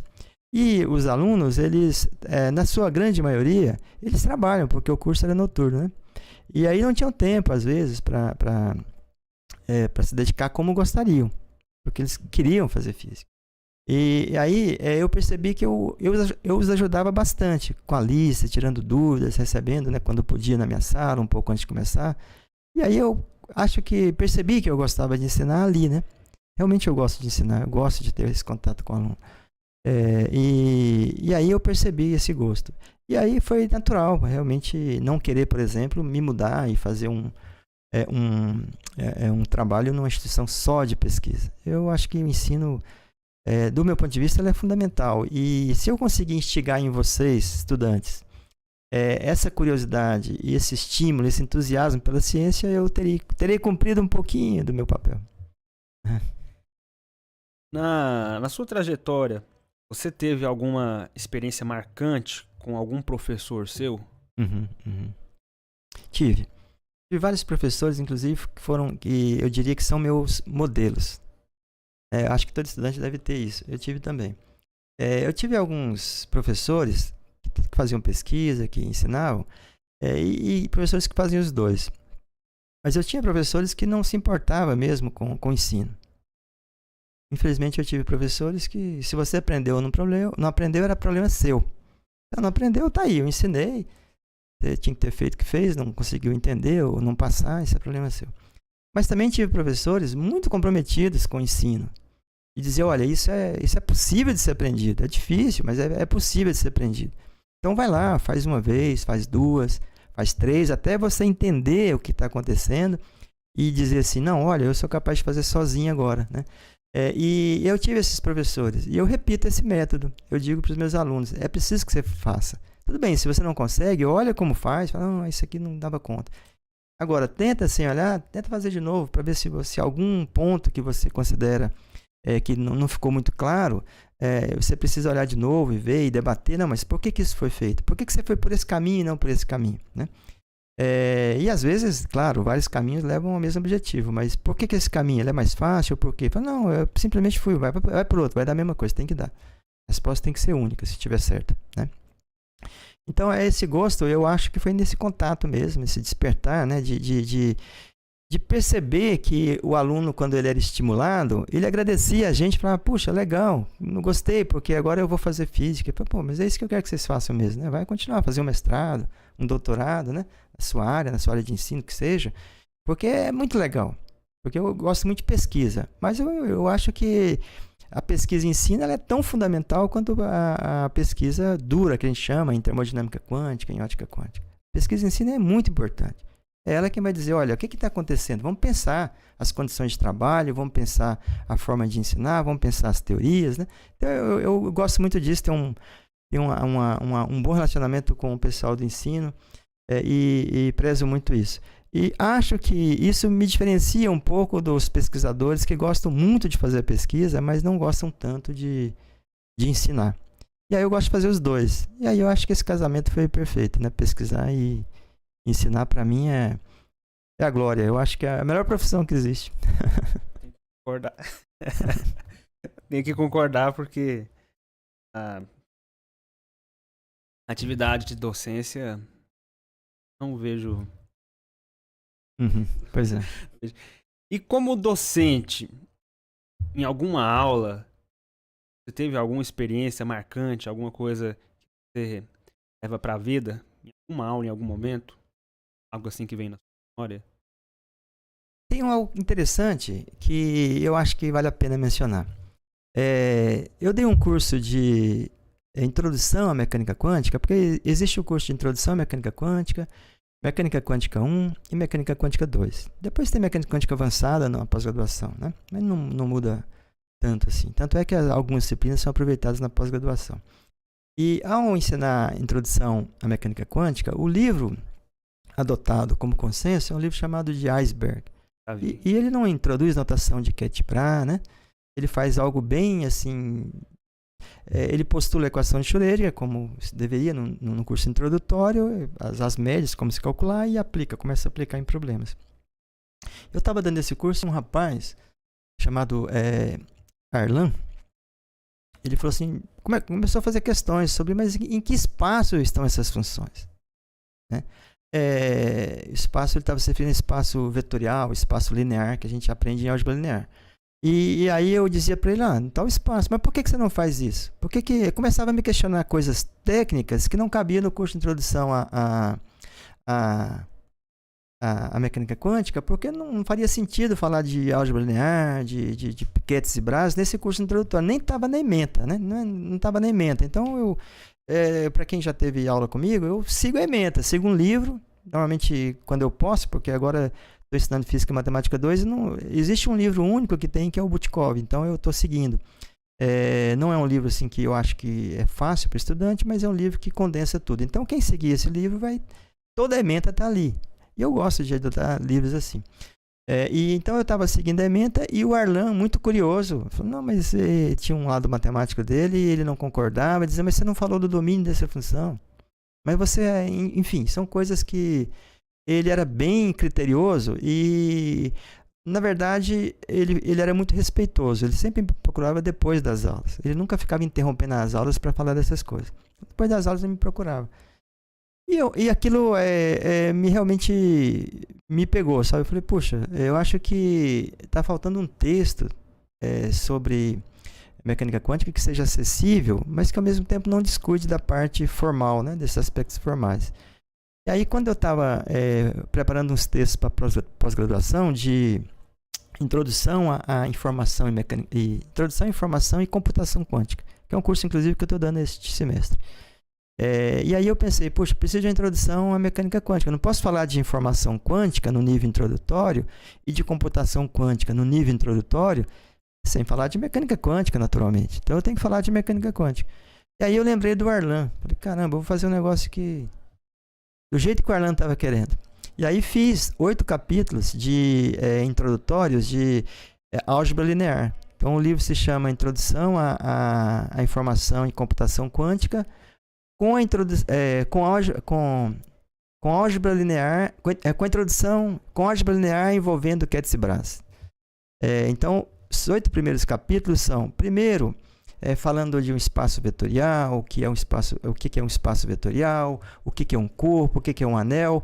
Eu fiz um pouco a técnica, eu levei para o apêndice, mas um pouquinho de grupo, deixei tudo no apêndice, né? Porque quem tiver mais curiosidade. E me ative mais ao aspecto mais importante para o curso. E a partir dali eu formalizei toda... quando eu digo eu formalizei, não digo eu não fiz nada de novo. Por exemplo, isso está no Cohen, Tanude, que é um livro... a Bíblia de quem faz mecânica quântica. Por exemplo, isso está no livro do Zetili, que é um livro agora que o pessoal está usando. Isso está no livro do Sakurai. Aí ele pediu para você repetir o nome do livro. O meu livro? O livro do Cohen Tanude, de mecânica quântica, que é um livro assim, que é a Bíblia, todo estudante deveria ler. E o meu livro se chama Introdução à Informação e Computação Quântica, com introdução à álgebra de Ketty e Brach. Está sendo vendido pela LF, Livraria da Física, que é uma editora de São Paulo. Né? E acho que acha na internet aí, talvez. Tem a questão do frete, né? Mas tem aí, esse livro está disponível. E aí, nesses 8 primeiros capítulos, eu tentei, não sei se eu consegui, aí meus estudantes têm que dizer, eu tentei fazer algo muito formal, da forma como o Arlan queria, mas da forma como eu sempre gosto de fazer, de forma didática, que o aluno entenda, sem muito jargão, ou se tiver jargão, explicar o jargão, né? E aí eu acho que consegui esse intento. E aí eu publiquei esse livro, né? E recentemente eu mandei uma mensagem pro Arlan. Falei, você é o Arlan? Procurei no meu e-mail, vários Arlans, né? Aí tive que mandar para vários. Você é o Arlan que fez introdução à mecânica quântica comigo? Aí um deles respondeu, sim, fiz no semestre tal, né? Falei, eu tenho um presente para você. Eu escrevi um livro baseado nas suas provocações, né? E aí eu gostaria de te presentear. Aí ele esteve aqui, passou uma tarde comigo, tomamos um chá, aí falamos de matemática. Ele se mudou para matemática, né? O perfil dele realmente não era um perfil de física aplicada. E agora está fazendo matemática. E aí esse foi um fato marcante. Por conta de um aluno que me instigou, eu acabei escrevendo um livro da maneira como eu acho que ele gostaria. Ele não me deu feedback ainda, mas eu pretendo entrar em contato com ele e falar, mas e aí, né? O que você diz, né? Era assim que você queria? Legal essa história. Bom poder ouvir essa coisa. Você vê que tem professores que se preocupam com os estudantes, têm a vontade de ajudar, não só de complicar a vida dos... Muito bom o relato. Continuando um pouquinho, a gente já vai finalizar logo, os compromissos. Como você gosta de filosofia, aqui a gente também debate muito filosofia, a gente já teve conversas mais absurdas possíveis aqui, os mais diversos temas. A gente conversa um pouquinho disso porque é algo legal de se conversar, para saber as diferentes visões que as pessoas têm. Uma das coisas que eu costumo perguntar aqui para saber a visão das pessoas é o seguinte: o que faz a vida valer a pena?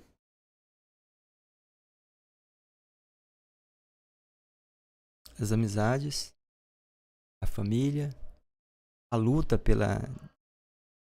Aí é uma luta mais no nível individual, mas uma luta para que as pessoas tenham acesso aos chamados bens universais, que são a educação, a saúde, né? Eu acho que isso faz a vida valer a pena. Acho que quando você pensa nos amigos, né?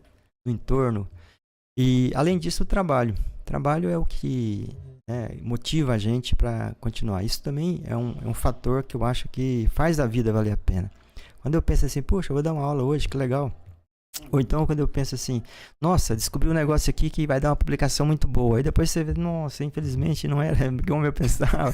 Tudo isso, né? Mas quando você chega em algo muito bom, como por exemplo, recentemente a gente chegou e acabou publicando esse Physics Review Letters que eu mencionei anteriormente, inclusive fizemos experimento na área de termodinâmica quântica, isso dá uma alegria enorme, isso faz um bem tremendo, né, pra gente, pra alma, assim, você, puxa, descobri uma coisa, fiz uma coisa que sou pioneiro nisso, né? Então isso faz a vida valer a pena, mas eu colocaria isso não em primeiro plano, eu colocaria realmente em primeiro plano o relacionamento que a gente tem, as amizades, a família, né? A minha esposa Lívia, que sempre me deu suporte, está sempre ao meu lado.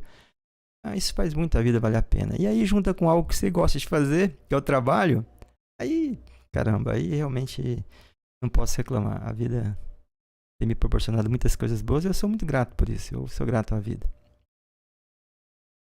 Que vem a ser a felicidade? É isso.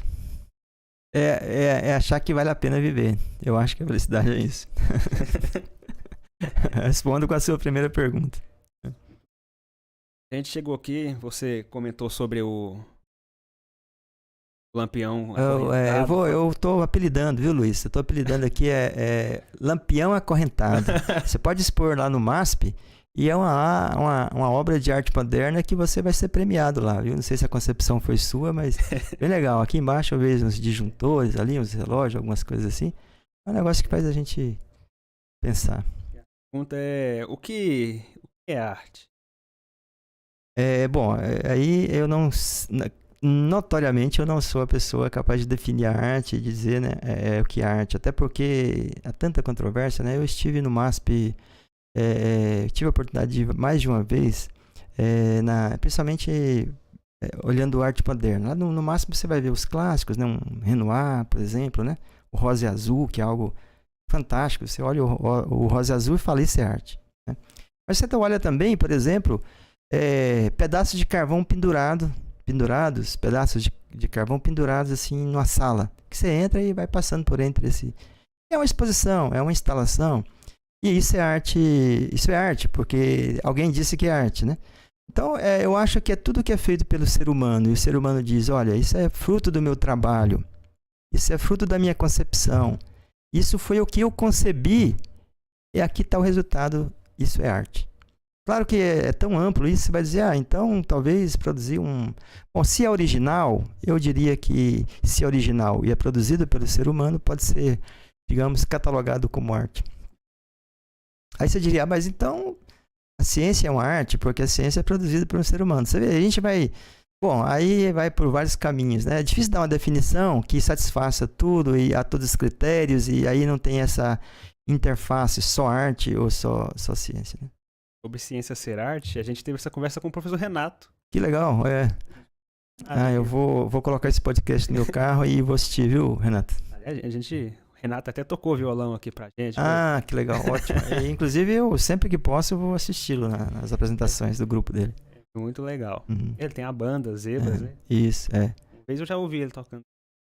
Muito bom. Muito bacana. Uhum. Certo. Sobre arte, então, fala de música. Que tipo de música você gosta? Você gosta de música? Gosto muito de música. Devido à minha formação, à minha história, eu gosto de um determinado tipo de música. Mas eu não acho que quem gosta de outros tipos de música não tem gosto musical, ou, enfim, né? Enfim. Então, você me pergunta, eu digo, olha, por causa da minha trajetória, por causa da forma como eu interagi, né, com o meu entorno, isso me deu satisfação em ouvir, por exemplo, alguns tipos de música. Eu ouço muito MPB, né? Principalmente a antiga, a nova não tenho ouvido tanto. E tem um CD no meu carro que eu ouço assim constantemente, que é uma coletânea de músicas clássicas que eu ouvia muito de um tocador de rua quando eu estava fazendo o meu pós-doutorado na Espanha. Ele coletou ali, sabe, várias... Mozart, Beethoven, Chopin, vários, assim, ele fez um grande, e são horas de música, né? E aí eu gosto muito de ouvir. E estando em casa, quando eu posso, eu normalmente ouço MPB, a gente, nas confraternizações familiares, a gente tem um costume, né? A gente diz o seguinte, olha, eu vou escolher essa. Aí a próxima a gente faz. Então aí eu ouço tudo, porque tem filhos adolescentes, e filhos adolescentes... gostam tem um gosto bem diferente, né? Eu imagino que quando eu era adolescente, meu pai tinha um gosto, eu tinha outro. Então eu acho natural. E acho legal assim que eles me mostrem coisas que eu nem sabia que conhecia. Eu vim conhecer o Pink Floyd agora, recentemente, com meu filho me mostrando. Falei, olha, aqui tem esse conjunto aqui e tal. Eu ouvia o Pink Floyd, né? Não conhecer, desculpa. Acho que tem que ser mais preciso. Eu vim apreciar e ouvir, por exemplo, uma música do Pink Floyd inteiramente, né, e saber e apreciar agora, porque agora meu filho de vez em quando coloca e fala, tem essa música aqui. E aí, como é a vez dele de escolher, eu acabo falando, deixa eu prestar atenção, deixa eu ver se é legal, né? E é legal, acho que tem o Lucas, tem o Caio, que são meus filhos adolescentes, e são pessoinhas extraordinárias. E esse gosto musical deles acaba me fazendo com que eu amplie, né, o meu leque de possibilidades de ouvir diferentes estilos. Bom estar aberto a novos estilos, novas músicas. E se fechar, não ter mais nada, não querer receber mais nada. Mas naturalmente, Giovanni, existem músicas que você gosta mais porque elas te dão um estado de reflexão, que é aquele estado que eu acho que é um estado necessário para ter criatividade. Muita gente acha que tem que ter só alegre. Não, a vida tem que ser só alegria, né? Mas existem instantes que você não consegue ter, até por questões adversas, além do nosso controle, né? E existem momentos que você quer parar e fazer uma reflexão. E aí é um momento criativo, que você para pensar em muitas coisas, né? E é um momento também de você repensar certas coisas. E aí o tipo de música que é adequada para mim, não dou receita para os outros, é um piano, por exemplo, né? É um clássico, assim. E aí você fala, puxa, essa música tá me tocando, né? Agora, se a música que te toca é o Pink Floyd, ou é o Chico César, ou qualquer outro, acho que sim, acho que é importante. E você diria que é a ciência? Também é preciso pensar um pouco, né? Principalmente porque eu não estudei, né, para essa... É assim mesmo, cada um responde segundo o que sabe. Do meu ponto de vista, é até bom, porque senão eu poderia te dar uma resposta que estava no manual, né? Então é bom, do meu ponto de vista, o que é ciência, né? A ciência ela é um conjunto de princípios que você que você adota e que quando aplicado, por exemplo, à natureza, ela te permite extrair respostas. Então, você tem, por exemplo, o método científico, e aí você, que não é a ciência, mas é o método científico, mas que é muito importante para a ciência. A ciência sem um método, eu não sei o que seria. Eu não consigo conceber o que seria a ciência sem um método. Talvez eu até pudesse, a partir disso, dizer, não, ciência também é método. O método é também ciência, porque você não consegue dissociar. Bom, eu falo, não, mas espera aí. Existem outros tipos de ciência que não a física. Sim, mas lá deve ter um método também. Não é possível que essa ciência não tenha método. Então, ciência é um conjunto de normas que você adota e de princípios baseado em uma certa metodologia que, quando aplicadas a um contexto, seja social, seja natural, no sentido de físico, né, ela vai te dar respostas. E essas respostas vão estar baseadas ou vão estar de acordo com seus pressupostos. E se não estiver de acordo com seus pressupostos, você precisa mudar os pressupostos. Então, é por isso que a ciência ela não se apega a preconceitos, ela não se apega a dogmas. Apesar de que é muito natural que, se você é um contribuidor da ciência, se você tem algo original, você vai se apegar a isso. É natural, é a minha ideia. Eu quero que ela passe para a história, eu quero que ela prevaleça. Então é natural que um ou outro, ou um grupo, ou muitas pessoas se apeguem a uma ideia. Mas o conjunto que faz ciência, são os cientistas, as pessoas que praticam a ciência, elas podem não adotar e dizer, olha, sinto muito, esse postulado que você está inserindo aí, esse princípio, ele não está de acordo com o que a gente observa. Logo, não pode ser verdadeiro. Então, é difícil ser sucinto, mas eu diria que esse corpo de conhecimentos baseado no método científico, aplicado a um contexto social ou natural, é o que a gente chama de ciência, e que revê sempre os pressupostos, né? Tem um livrinho do Chalmers que diz, o que é ciência, afinal? Né? Então, ali pressupõe que, para que seja ciência, é possível, e aí, pelo menos nas ciências naturais, o que você descobriu, o que você mediu, o que você observou, tem que ser passível de reprodução. Você tem que reproduzir. Se é passível de reprodução nas mesmas condições, então isso tem a ver com a ciência. Agora, existem situações, e não diria que não é ciência, mas em que você não pode simplesmente controlar o ambiente e repetir. Por exemplo, num ambiente que envolve, por exemplo, análise, psicologia, não dá para você ir lidando com seres humanos, né? Você não pode aplicar certos princípios. Então, é muito difícil você extrair, por exemplo, situações a partir das quais você realmente possa repetir. Você pode pegar situações semelhantes. Isso, para minha sorte, isso não acontece com a física.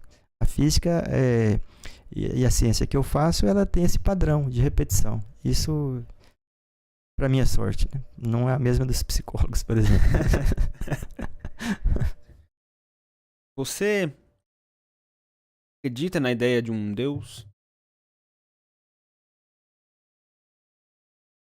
Essa pergunta é muito boa mesmo. Quando você para pensar na sociedade como ela é organizada, você vê que não existe só um único Deus. Não pode ser só um. Porque se fosse só um, seria um princípio único e todo mundo ficaria sujeito a esse princípio. Aí você pode dizer, não, mas Deus é único, o que acontece são a forma como a gente traduz, que se vai traduzir em diferentes pontos de vista, diferentes seitas, diferentes religiões, mas Deus é um só, né? Ok, é algo também que eu considero plausível. Mas se você parar para pensar sobre Deus, e eu acho que é uma das questões mais instigantes com as quais eu me deparei, é algo assim que eu gosto muito de pensar sobre isso, muito mesmo, sabe? Deus é algo que me fascina, a existência dele, né? Ou não existência. E aí, quando você me pergunta assim, é preciso distinguir entre o Deus dessas pessoas, do evangélico, do católico, do espírita, do testemunho de Jeová, porque cada um pensa de um jeito. Aí você poderia dizer, não, mas Deus é único, eles é que estão vendo, né? A forma deles verem é que é diversificada. Mas se Deus é único, ele deu uma instrução única, não pode ter dado uma instrução para um, onde um não pode comer carne, o outro no sábado, que é o adventista, o outro não pode, por exemplo, enfim, fazer determinadas coisas. E aí eu tive um amigo que me disse, olha, não, mas você está se referindo muito ao Velho Testamento. Os religiosos, em geral, eles não seguem o Novo Testamento, eles seguem o Velho Testamento. Por isso que muita gente defende, por exemplo, pagar o mal com o mal, né? E defendeu tanto, né? Mesmo se dizendo cidadãos de bem, defenderam tanto, por exemplo, a ideia de se punir, né? De punir o diferente, né? Não, isso é diferente de mim, não faz parte da minha religião, da minha seita, então vamos usar armas, né? E o pessoal, eles ficam todos paramentados de armas e se dizem cidadãos do bem e dizem que acreditam em Deus. Então, essa sua pergunta feita para mim, ela me diz, olha, não pode ser o mesmo Deus dessas pessoas. Não pode, porque o meu Deus, na minha concepção, tem que ser um Deus que, se for, se ele existir, ele tem que estar presente em todo o universo. Então, não pode ser um Deus que está olhando lá de cima e dizendo, olha, você agiu errado, está punido. Olha, você agiu errado. Esse é Deus que pune e recompensa. Eu não acredito nesse Deus, né? Esse Deus que pune e recompensa é o Deus das religiões. Tem uma frase que eu gosto muito, é de um físico do Steven Weinberg. Ele foi um dos unificadores, a gente falou sobre isso, foi um dos unificadores da força fraca com a força eletromagnética. Ele fez essa unificação. E ele tem uma frase que, no contexto da religião, se traduz assim, né? As pessoas boas, com ou sem religião, com ou sem religião, as pessoas boas podem fazer o bem e as pessoas más podem fazer o mal.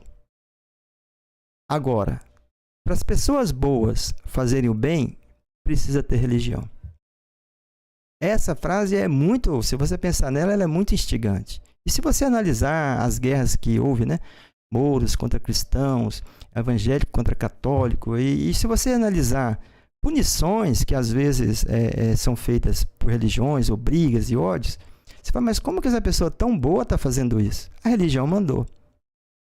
Então, a religião é algo que não pode se confundir com a ideia de Deus, na minha opinião. Uma coisa é a religião, que é a pessoa que é o líder, né, da seita ou da religião, vai dizer, olha, na minha tradução, na minha visão de Deus, Deus mandou fazer isso. Isso não tem nada a ver com Deus. Até porque seria loucura dizer que Deus vai dizer exatamente para aquele indivíduo, né? Falar para os outros, ajam assim e não diferente. Então, a primeira coisa da sua pergunta que eu devo dizer é não confundir religião com Deus, né? Não confundindo religião com Deus, aí você vê que na tradição da ciência, da física em especial, a maioria, não a maioria, desculpa, mas eu vou dizer a maioria dos grandes físicos, aí eu posso dizer. Se você pegar o Newton acreditava em Deus. Né? E a ideia de Deus dele era instigante, porque se você partir dos atributos que Deus deve ter, por exemplo, Deus deve estar em todo lugar. É isso? Deus deve ter o dom da ubiquidade. Outra coisa, ele deve ser indivisível. Então, se você vai citando todos os atributos de Deus, você vai dizendo, puxa, então, que interessante. Talvez o próprio espaço seja Deus, porque ele está em todo lugar, ele é indivisível. Se você compara os atributos de Deus, você imagina que Deus deva ter, você fala, caramba, então talvez o espaço seja Deus. Mas Newton diz, não, o espaço não é Deus. O espaço que está em toda parte, em todo o universo, preenche tudo, em todo lugar, permeia tudo, o espaço não é Deus. O espaço é o sensório de Deus. É aquele órgão que permite que Deus atue em todo lugar, fazendo a vontade dele. Essa é a ideia do Newton, né? Que é uma ideia belíssima, né? Para quem naturalmente não é ateu. E é uma ideia bonita porque Deus está em todo lugar e tem um instrumento para agir sobre o mundo físico, que foi muito criticado principalmente pelo Leibniz, que era um grande crítico, né, das ideias filosóficas do Newton. Ele dizia que o Newton era um muito bom cientista, mas não sabia filosofar, né? Bom, sem entrar na crítica do Leibniz, eu penso que Deus deve ter, sim, se ele existir, ele deve ter alguns atributos que eu acho que são muito instigantes, né? Apesar de que a existência de Deus põe um grande problema. Se você parar para pensar, a não existência de Deus é muito mais fácil. Ela resolve todos os problemas filosóficos relacionados ao bem e o mal. Por que o bem e o mal existe? Se Deus existe, por que ele permite o bem e o mal? Mas veja que essa resposta está conectada com a nossa percepção de bem e de mal, com a percepção do ser humano. Né? Então, eu que defino o que é mal, defino o que é bem, né? Mas aí você pode falar, independente disso, por que Deus permite, por exemplo, fome em determinados países de uma maneira assim, guerras, né? Vamos pensar na fome, né? Porque, enfim, a pergunta seria, por que a existência do bem e do mal se Deus existe? Então, do ponto de vista do ateu, é simples. Ele diz, olha, Deus não existe. Bem e mal somos nós que criamos nas nossas relações. É um determinado sistema de governo, um determinado sistema, digamos, de produção, de meios de produção, capitalista, socialista. O mal nós criamos. Então, não coloque Deus nessa história. E ele resolve simplesmente assim, Deus não existe. Agora, se Deus existe, existe também o problema do bem e do mal. Por que o bem e o mal existem? Por que ele permite, na verdade, né? Porque você pode ainda continuar dizendo, não, o bem e o mal existe porque nós provocamos isso nas nossas relações. Mas por que Deus permite? Por que Deus permite o mal? Então essa é uma questão que não se resolve. Não se resolve. E aí você tenta dar atributos para Deus para, de certa maneira, casar ou conformar essa percepção que você tem de que existem coisas que não são boas, que se você fosse Deus você não deixaria acontecer, mas que está acontecendo. Então que Deus é esse, né? E tudo isso amplia a nossa percepção de um Deus se a gente realmente não é ateu. E quando você então pergunta, depois, eu acho que todo esse preâmbulo que eu fiz é para te responder objetivamente a sua pergunta, né? Quando eu falei do Newton, eu também não deveria deixar de mencionar o Einstein, de quem eu falei tanto, né? O Einstein dizia, cada nova descoberta da ciência é uma porta a mais que se abre para Deus. Então, para ele estava, né, algo bem pacificado. E para ele também ele dizia, o Einstein dizia, o meu Deus não é esse Deus que pune e recompensa, é o Deus de Spinoza, que é aquele Deus panteísta que está em toda parte. Tudo aqui que nós estamos vendo aqui, tudo que é natural, tudo que existe, até as coisas que eu fabrico, né, no fundo vem da natureza. Então tudo, Deus está em tudo e Deus é tudo isso, enfim, tem um Deus bem interessante, né? Mas são concepções muito diferentes daquela de simplesmente aceitar Deus e fazer o que o líder manda. Isso eu acho inadmissível, né, para um cientista. Então eu não sigo religião, não tenho religião, mas tenho as minhas concepções. Respondendo objetivamente, sim, eu tenho uma concepção e acredito sim que ele existe. E no fim de tudo, se você pudesse fazer uma pergunta só, Deus, você vai ter sua resposta. Qualquer coisa que você perguntaria. Qual o propósito da criação? Profundo. Essa sua pergunta não precisa entrar no porquê dela. É que é uma pergunta muito boa. Qual o propósito? Então, continuando já para finalizar, a pergunta final que eu costumo fazer aqui, perguntas que eu costumo dizer que talvez é a pergunta mais importante que a gente faz nesse podcast. É o seguinte: o que é educação? Que é educação? Uma vez eu fui perguntado sobre o que é educação numa sala de monitoria no meu trabalho, sabe? A pessoa falou, desenhe o que você acha que é educação. Não em palavras como você está pedindo. E aí eu fiz um desenho em que tinha um quadro.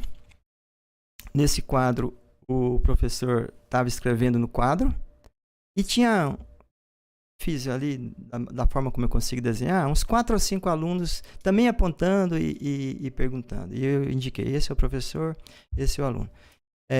Até hoje eu trago isso. Eu acho que na minha concepção a educação é uma troca. É uma troca que não pode ser assim, o professor fala para a audiência fica passiva, a audiência às vezes está preocupada com outras coisas. Então, assim, eu acho que a educação é uma troca de experiências. O professor é mais experiente, naturalmente, no que diz respeito à disciplina que ele está ministrando. Isso não há dúvida, né? Então, a experiência do professor é maior, mas é uma troca. Fala, olha, vocês também podem contribuir. Se vocês entenderem a sequência de tudo que eu estou fazendo, né? Então, essa troca de experiência. Experiência é uma troca que envolve interação e não somente a exposição do professor. Mas eu sempre peço para os alunos participarem. Sempre. Inclusive, é legal a turma que eu estou tendo agora, porque é uma turma que pergunta muito. E às vezes eu preparo um conteúdo para ministrar e não consigo chegar no final, né? E aí eu vou ter que agora fazer alguns ajustes por conta disso. Mas eu acho legal, porque normalmente são 3, 4 alunos de uma turma enorme que costumam perguntar, né? E agora a turma toda está envolvida. Eu acho isso muito bom. Existe alguma pergunta ou algum assunto que você gostaria que tivesse sido abordado aqui, não foi? Que você gostaria muito de Uhum. ter falado sobre? Alguma pergunta que você gostaria muito de ter respondido? Não, eu gostei muito das suas perguntas e me deu a oportunidade de falar de muita coisa, de filosofia, de física, até da minha vida pessoal, de religião, etc. E eu acho que eu fiquei satisfeito. Eu acho que sim, eu acho que nós abordamos aqui várias coisas, né? Acho que são perguntas, todas elas eu gostei de responder. Você viu que eu respondi com entusiasmo, porque são perguntas que realmente são importantes e que fazem a gente refletir, né? Algumas delas preciso pensar melhor a respeito, né? Porque foram respostas muito rápidas, mas no geral eu acho que sim, viu, Giovanni? Acho que estou satisfeito com as suas perguntas e acho que não tenho assunto aqui para sugerir para você. Acho que esses assuntos foram muito bons. Bom, então, foi uma honra para mim ter essa conversa aqui com você. Extremamente honrado, ainda mais pelo seu carinho em aceitar tão prontamente o convite. É muito bom sentir esse carinho das pessoas que estão dispostas a ajudar as outras, participar. Então, obrigado, Norton, por você deu um pouquinho do seu tempo. Falo Norton, eu sempre lembro do Teorema de Norton. Eu aprendi lá no curso técnico do Instituto Federal. Aprendi. Legal. Quando eu cheguei aqui e vi que tinha um professor chamado Norton, na hora eu lembrei. Norton. Vou conhecer o Norton. Então, foi uma honra ter essa conversa aqui com você. E eu digo, em nome de muitos aqui, Norton, que você é um professor muito querido. Muito bem falado por aí. Nas salas que você vai, todo mundo gosta muito de você. Então, ter uma conversa com um professor. E ver por que gostam. O professor Luiz também tem muita consideração por você. Tem, conversando com você, eu posso entender o porquê. Muito honrado. Giovanni, eu fico lisonjeado pelas suas palavras. Eu acho, assim, até importante que você externe para que eu tenha uma noção, né, de que o que eu estou fazendo está sendo reconhecido. Isso é importante para o professor. O professor quer ser reconhecido como um professor, como um bom professor, né? Eu fico lisonjeado, agradeço. A honra é minha. Sei que por aqui passaram vários, né? Professores, professor Renato, que está nos ouvindo. Você mencionou o professor Edvar, né? Que A foto lá. ó. Nossa foto com ele. Ah, que legal. Olha aí. Então, assim, pra mim a honra é minha. Acho que tá aqui agora, podendo falar do que eu gosto, podendo falar livremente, sem aquelas amarras de falar de maneira técnica, tem que ser preciso, tem que definir o que é um mapa, o que é isso, o que é aquilo. Puxa, eu tô falando de coisas realmente tranquilas. Então, a honra é minha, pode ter certeza. E obrigado pelas palavras gentis. Então agora, assim, para finalizar, tem a sua câmera aqui. Olha para sua câmera. Aqui? Essa é a sua. Aham. Dê algum recado para alguém, alguma informação, qualquer coisa que você quiser falar agora, você tem a liberdade de falar qualquer coisa para qualquer pessoa. Uhum. Pode falar. Eu tiro esse tempo, essa oportunidade para agradecer às pessoas que estão me ouvindo, agradecer pela paciência, né, desse bate-papo que se prolongou. É isso, acho que muito obrigado. Se tiverem alguma questão que queiram discutir comigo sobre esses temas ou sobre qualquer outro, a minha porta está aberta, né? Então, vocês podem me procurar. Eventualmente, se eu não tiver, eu estou em sala de aula ou em reunião, né? Mas vocês sabem como me encontrar por redes sociais, por e-mail. Para mim vai ser um prazer continuar essa conversa, se vocês estiverem interessados. Basta me procurar, mandar. Se não me encontrarem, a gente marca por e-mail. Podem ficar tranquilos que a gente acha um tempo para conversar. E é isso. Muito obrigado. Obrigado, Giovanni. Obrigado ao GGP. Muito obrigado a vocês que estão fazendo esse excelente trabalho. Puxa, é muito legal o que vocês estão fazendo. Muito importante. Muito importante mesmo essa iniciativa. Para o Instituto de Física, para o UFG e para a comunidade, para as pessoas que vão estar ouvindo a gente e que estão fora da universidade. Então, realmente, parabéns para vocês. Obrigado. O Rainer nos agradecendo aqui. Muito obrigado, Rainer. Vamos encerrando por aqui, Rainer. Espero logo ter uma conversa com você novamente. Sempre me lembro daquela tarde que conversamos. Foi muito bom, Rainer. Então, agora para me despedir de vocês, muito obrigado a todos vocês que dedicaram um pouquinho do tempo de vocês para nos ouvir aqui um pouquinho, ouvir o professor Norton. E saiba que é sempre uma honra estar aqui conversando, conhecendo pessoas e sempre uma honra poder compartilhar esses momentos com vocês. É uma honra. Espero que tenham gostado. Estamos aqui trabalhando, fazendo o possível com as limitações técnicas e pessoais também. Estamos indo como dá. Não é muito fácil às vezes, mas estamos indo. E então, eu espero que, por um momento que seja, você tenha se sentido mais alegre. Espero que, por um momento que seja, essa conversa tenha sido legal e você tenha desejado que ela durasse um pouco mais. E eu espero que, por um momento que seja, você tenha se sentido mais feliz. Até